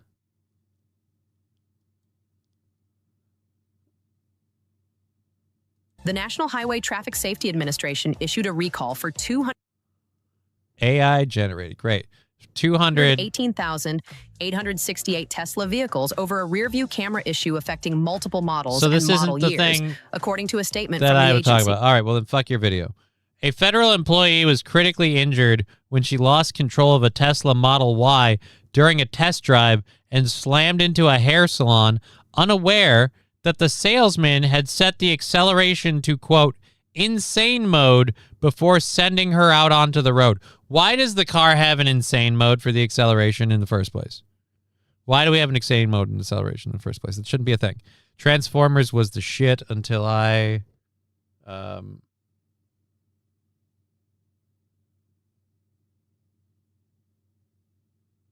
Transformers. Where was it? Transformers was the shit until I realized it was nothing more than a brick with limbs that would pop out. Yeah, Transformers are cool. I was a bigger fan of the Beast Wars Transformers. But I mean, honestly, Transformers are fun. Legos still take the cake for me. Big Lego fan. But that's the other thing. The Lego movie was a fun, interesting, exciting movie. This Matchbox movie looks like dog shit. Does it go to plaid? I don't think it goes to plaid. I don't think anything goes to plaid. It doesn't have ludicrous speed. It just has insane speed. It gets close to plaid, but I don't think it gets quite to ludicrous speed. Inner complaint. Thank you for that. That was a nice cut. Thank you. Inner complaint. Ziweed Laguet, 59, said she'd never before driven an electric car and was never told prior to leaving the lot in Arlington, Virginia, that the electric car she was trying out had 3 different acceleration modes. Chill, which Tesla says limits acceleration for a smooth and gentle ride. Standard, which provides a, quote, normal level of acceleration. And Insane, which gives drivers the maximum level of acceleration immediately available.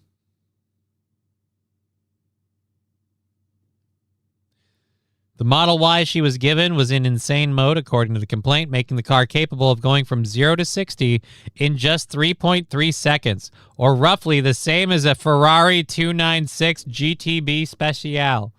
All right, you know what? I got to look one of those up. So she got into a Tesla Model Y. Let's pull this up. Let's do a little special images. Let's pull one that looks cool. Looks good. This one. Open image in new tab. And then we need to go Tesla Model Y.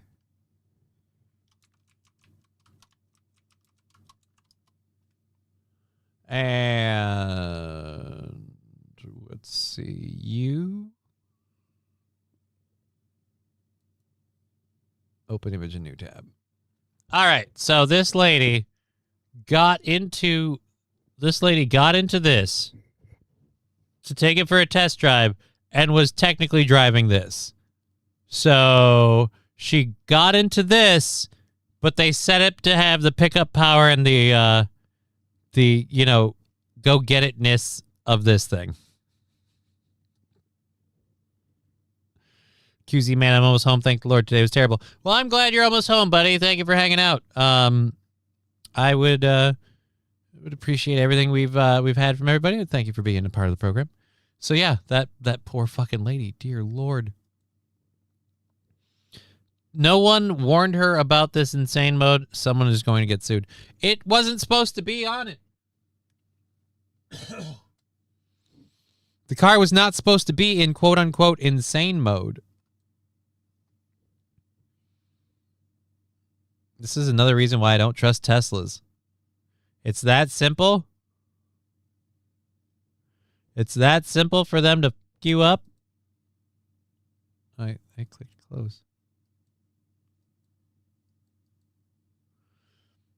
In her complaint, she had never before driven an electric car. The Model Y she was given was in insane mode from 0 to 60 in 3.3 seconds.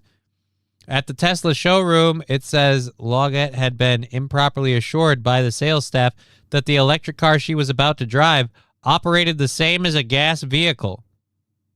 As Loggett, who was not accompanied by the salesman on the test drive, pulled away from the red light near the Pentagon, the Model Y suddenly lurched forward at extreme speed and horsepower compared to the force placed on the accelerator, according to her complaint.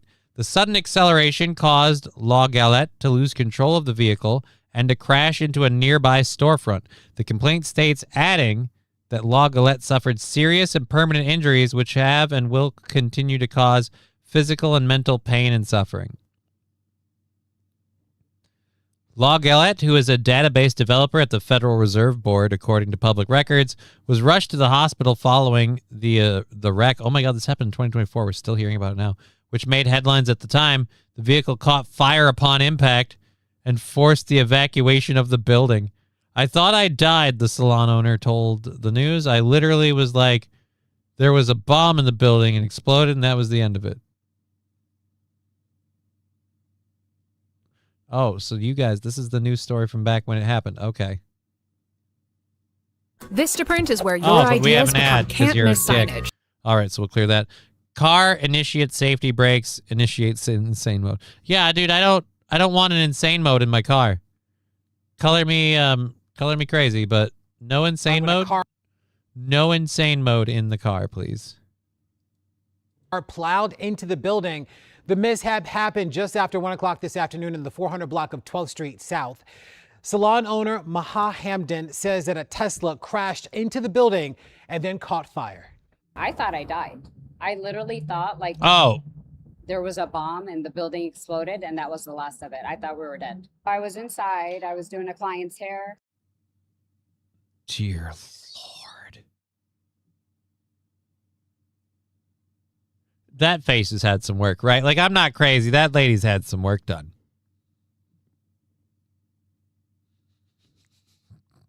I had another client sitting chair next to me. And all of a sudden you hear like a boom. It sounded like an explosion. Thought the building was going to explode. Mr. Q saying, I miss the days before there were touch screens in cars and they just had gauges and radio. I kind of like my old school Ford Galaxy thing because like you have to use a carburetor to start it. It's like almost theft proof. To be fair, she's a moron, strange car, and just give her.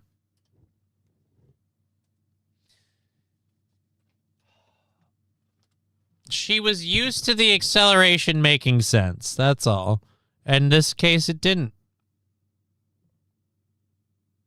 She's a gray. Oh, says Mr. Q.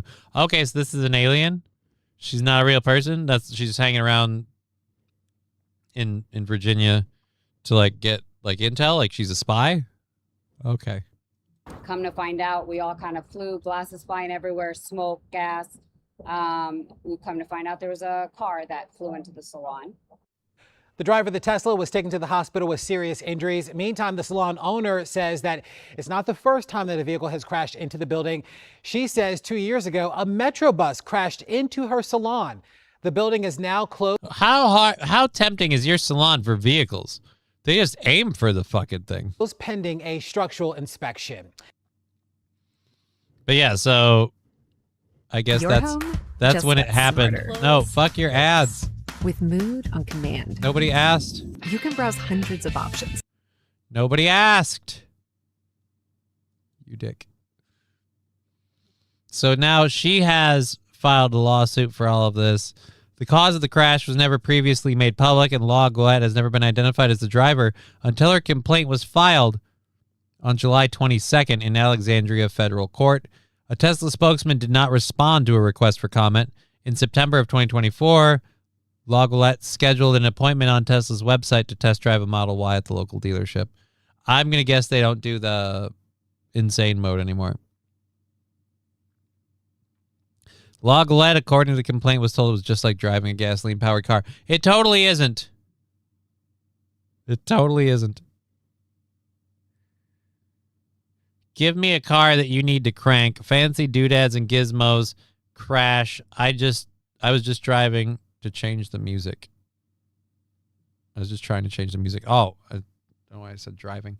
Yeah, I don't like too many fancy shit in my car. My car has fancy stuff. My Flex has the fancy shit. I've got my phone pairs to it, GPS and stuff. I can't say that I don't use those features and I don't enjoy them, but I could live without them. I, like a lot of people, I remember the days when cars had radio stations that only got the stations that were in the area, and you couldn't change that. You only had what you had. They didn't have tape players. They didn't have CD players. Then the tape deck thing was a thing. The CD deck was a thing. Now everybody wants to plug in their phone and listen to their iPad while they drive. And in the case of these Tesla cars, they don't even have to drive the car. They just put their hands on the wheel. They'll lay their hand on the wheel and just let it do all the work for them. It's scary as shit.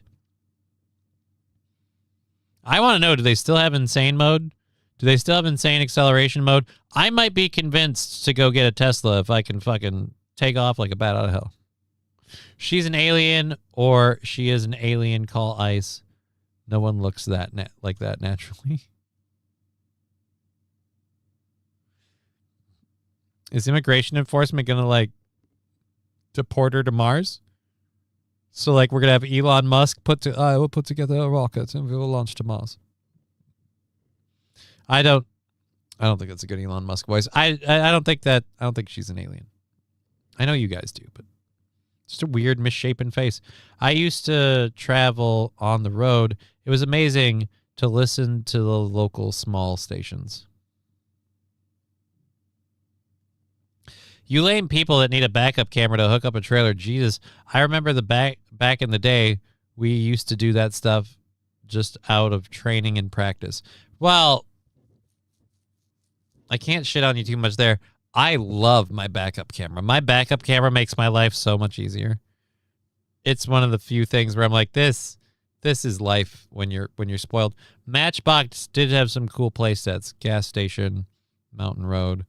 Right, but it doesn't match, like, again, like, I just feel like Matchbox is fun, but it doesn't come close to Hot Wheels.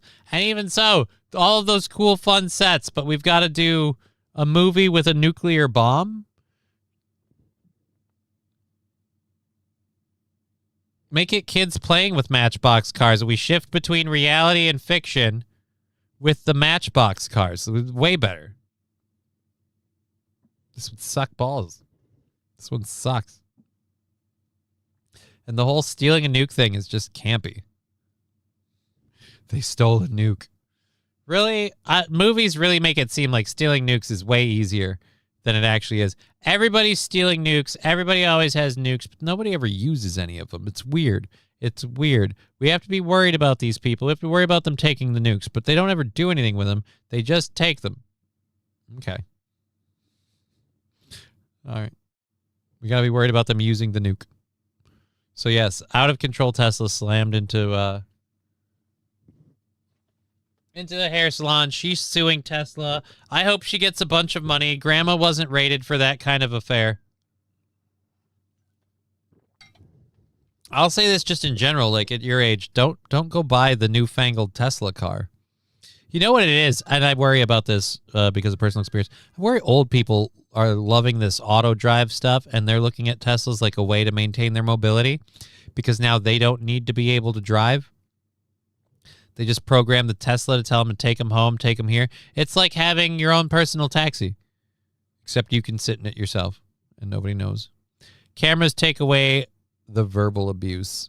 What cameras? Rear view cameras?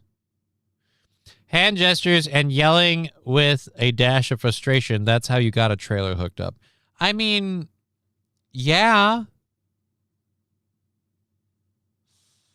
But it's not like if you're by yourself, the backup camera is going to save you a lot of effort. I'm still a fan of the backup camera. I use mine too much to shit on it. So, still a fan of the backup cam, if I'm honest with you. Alrighty, we've got this. Oh, dear Lord. I got 2 minutes until 4:20. Do we have a video one? Do we have a watch? We do. We have a watch. All right. I'm going to tell you this. I was talking about this before. Guinness World Records. We've got the dude who, oh God, let's fucking mute that. We've got the dude who got all the different Guinness World Records. We'll talk about him. But this one is a lady who has the most shark tattoos. And can we start like new rule, make it, no, you can't be in the Guinness Book of World Records because if you're not the most tattoos, just the most shark tattoos. A Maine woman who loves sharks has a Guinness World Record for her 106 tattoos of sharks. Now, yes, it's painful and you got all these, but no, you shouldn't have a Guinness World Record. This should be something we all go, oh God, this is tacky. I'm going to play it. I bet it looks like garbage. I bet you your tattoos all together look like shit and you're just some weirdo who likes sharks. Good for you. Get 106 tattoos. Good for you. The whole having a Guinness World Record, nobody should keep track of this. Nobody should be proud to celebrate this knowledge. It should be dispersed and immediately ignored. Morrison, known as Shark Lady Emily, said her fascination with sharks began as a fear when she saw the movie Jaws at age 8. But she came to love the animals after her father encouraged her to do research on real-life sharks at the library. I have fed tiger sharks and great hammerheads in the Bahamas, cage dove with great whites in Australia, swam with whale sharks off the coast of Mexico, and so much more, Morrison said. The shark expert is scheduled to appear on a unique upcoming special, My Strange Shark Addiction, part of Discovery Channel's annual Shark Week program. So My Strange Addiction turns into Your Strange Shark Addiction, and you have a Guinness, like just because you have the tattoos, no, you don't need a world record. Dear Lord. No, I'm not. God damn it, Facebook. Facebook, I'm trying to play the movie on the screen. If you could just stop sticking other footage in on this. So this is her marking off all the sharks she has.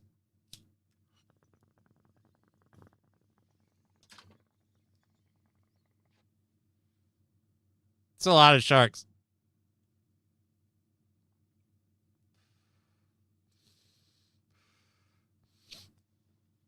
Dude, I said it before and I'll say it again. Fucking... Your tattoos look gross as shit. Cheers, says Mr. Q. Thank you. Cracking slapping. I hate sharks. Sharks are sharks. Like we were talking about sharks, not sharks. This lady has 109 shark tattoos, not shark tattoos. That is vastly different and incredibly gross. Okay, but what can we do for a Super Soaker movie? Super Soaker movie? We get attacked by aliens who are not who are water soluble. We get attacked by aliens who melt when you spray them with water. Super Soaker movie. Military can't fight them. Technology just can't get it done. But a band of kids figured out that water does the trick. Super Soaker movie. There you go. I have immediately given you a better premise than the Matchbox movie. You're welcome. Tabby Benedict saying shark tattoos would be way cooler. I mean, it's going to be a lot of brown. You're going to look like you're trying to do blackface or something. It's not going to go well. Plus, then what? You got to have like poop emojis everywhere. I mean, what qualifies a shark in an image? Signs, lamest weakness ever.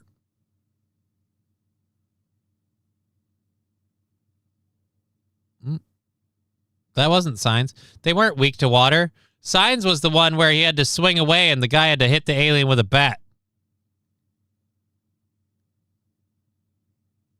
Rexstar, man, I was way behind without realizing it. You kind of were. But again, Tabby Benedict, I don't know how you just, poop emoji and pants. Like, I feel like you can't get 109 tattoos. That would almost be impressive. If you could find 109 ways to keep making that new and interesting and not just a pair of pants with a brown spot in the back end. Water was their weakness? That's a shame. I didn't remember that. There's so much I didn't remember about that movie. I heard someone else tell me about their experience watching that movie, And that was way more fun to me. The fact that, like, when the light showed through the board, someone said, suns, moons, stars, they're after me, Lucky Charms, and just a whole bunch of other shit. And I was like, you know what? I would have loved to have seen the movie Signs with that group of people. That would have been hilarious.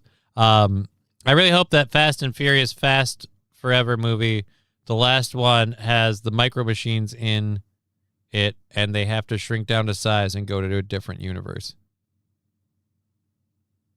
No, that's not going to happen. That is not happening in a Fast and Furious movie, Mr. Q. That's a weird desire. I'm pretty sure you're audience-wise probably alone in that wish. But yeah, that's not going. They're not multiversing it. They already tried to do a spin-off movie with what was it, Calvin and Hobbes? No, was it Hobbes and Shaw?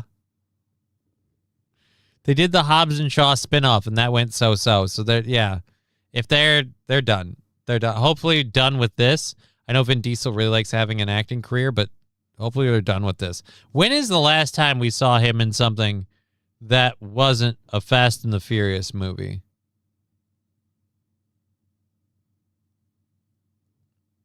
It's been a while. He blew up for a hot second, and now nothing. Is he just working on video games all the time and he's too busy? I know he wanted to do that one movie about one of the fucking ancient, like, leaders in Africa or something. I know my car trailer so well, I back up to it with the side mirror, nail it almost every time the first time. Well, you know, that's the benefit of experience.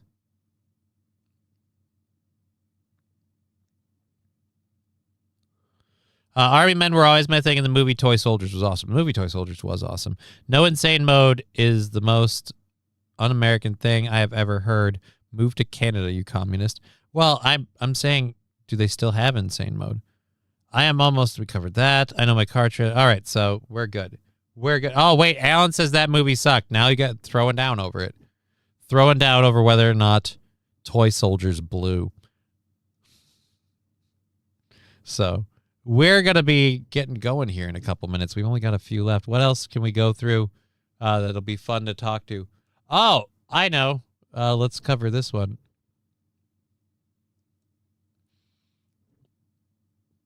This guy who I don't care for, but I do owe an apology to, because, well, not to him, but I owe an apology to. I used to think he did this for money. Apparently, no. He does all the book sales and public speaking engagements he does for money. This doesn't, like, world records don't make him money. But the seminars he gives on how to be a serial world record holder do. So that's where his money is, but fine. I almost lost what? Almost lost my eyebrows trying to break this world record. And honestly... What do you mean almost? If you almost lost your eyebrows, that's boring. I want to see you lose your eyebrows. That wasn't even the worst part. Here's what happened. I already held... Here's what happened. This guy holds a lot of world records. He's a juggler, and it's not very impressive. So he's trying to figure out how he can get more and more records. And he's one of the people who started doing this. Well, I'm going to do this. I'm going to juggle this thing, but I'm going to do that. World records for juggling on a unicycle. I already had the world record for juggling on a unicycle, but now we do it adding fire. This is why our society is dead. Because people, as a society, we should look at this and go, fuck off. I know Vin is Groot, saying Caesar. I'm saying, when's the last time he did an actual movie? Vin Diesel is the voice of Groot. Hooray. He says, I am Groot. He's not in the movie. You don't see him in the movie, and he doesn't have any actual spoken lines. I asked when we saw him in a movie last. And even if you go with Groot, when's the last time we saw Groot in any movie? Guardians of the Galaxy 3. That's several years ago. That's it. I already hold world records for juggling fire. So naturally, I thought combining the two would be simple. It was not. If you know what he tells you is what happens when you juggle fire while riding forward on a unicycle. The flames don't go up. They go straight back into your face. All right, so you kind of are risking something, but why? Why does this matter? Again, we as a society need to go, like Mr. Q says, lame. Like, cool, the flames go straight back into your face. Right. So, what's the point? I almost lost my eyebrows. You didn't even lose your eyebrows. I almost lost my eyebrows. Like, I was going to have respect for you if you did the thing and you lost your eyebrows. This guy seems smart, says Kraken slapping. He never figured out when you're moving forward, fire would move backward, you know? What sort of physicist level intelligence are you that you had the wherewithal to realize that flames would blow back at you if you were rolling forward on a unicycle while juggling? That's how I lost some of my eyebrows and the hair on the back of my hands. And I got very familiar with the smell of my own hair burning. I had to rethink everything. The fuel, the angle, the timing. I landed on kerosene and practiced for weeks. Cool. Again, like, you could say whatever you want about this guy. You don't have anything better to do. You practiced juggling fire torches on a unicycle for weeks. Why? Oh, so I could have a world record. Oh, well, who gives a shit? Flaming unicycling juggling does not win wars, right? I want like, at some point, I want like the government to knock on this dude's door and we're like, the aliens from K-Pax 7 are invading, and the only thing that will stop them is if you race at them on a unicycle juggling flaming torches. Our only hope. None of our advanced weaponry, none of our smartest doctors, none of our strongest soldiers. We need you, David, to get on your unicycle and juggle for the world.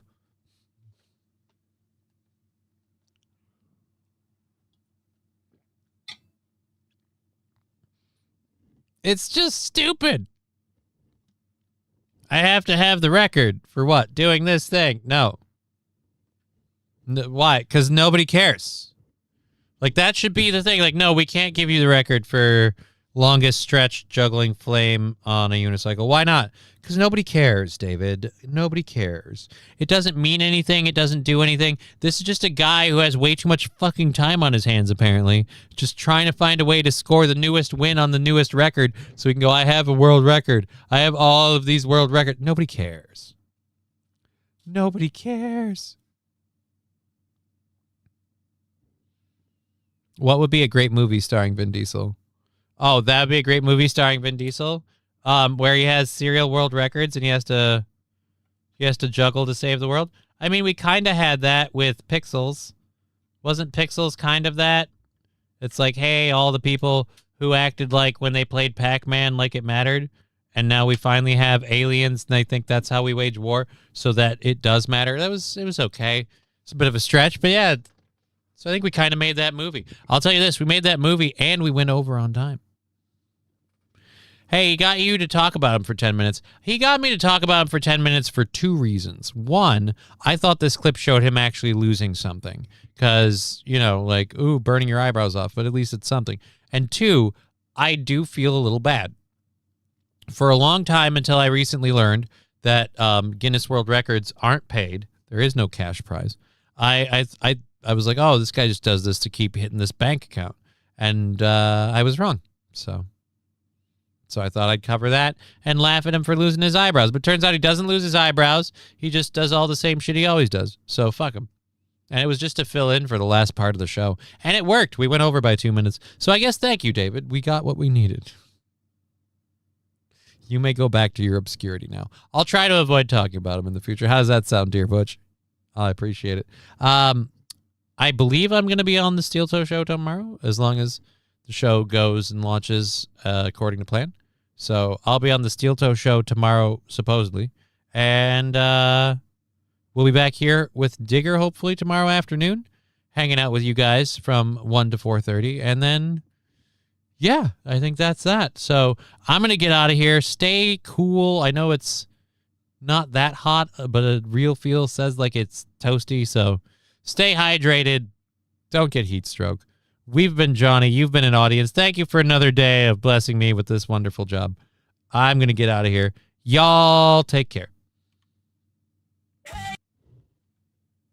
Did you hear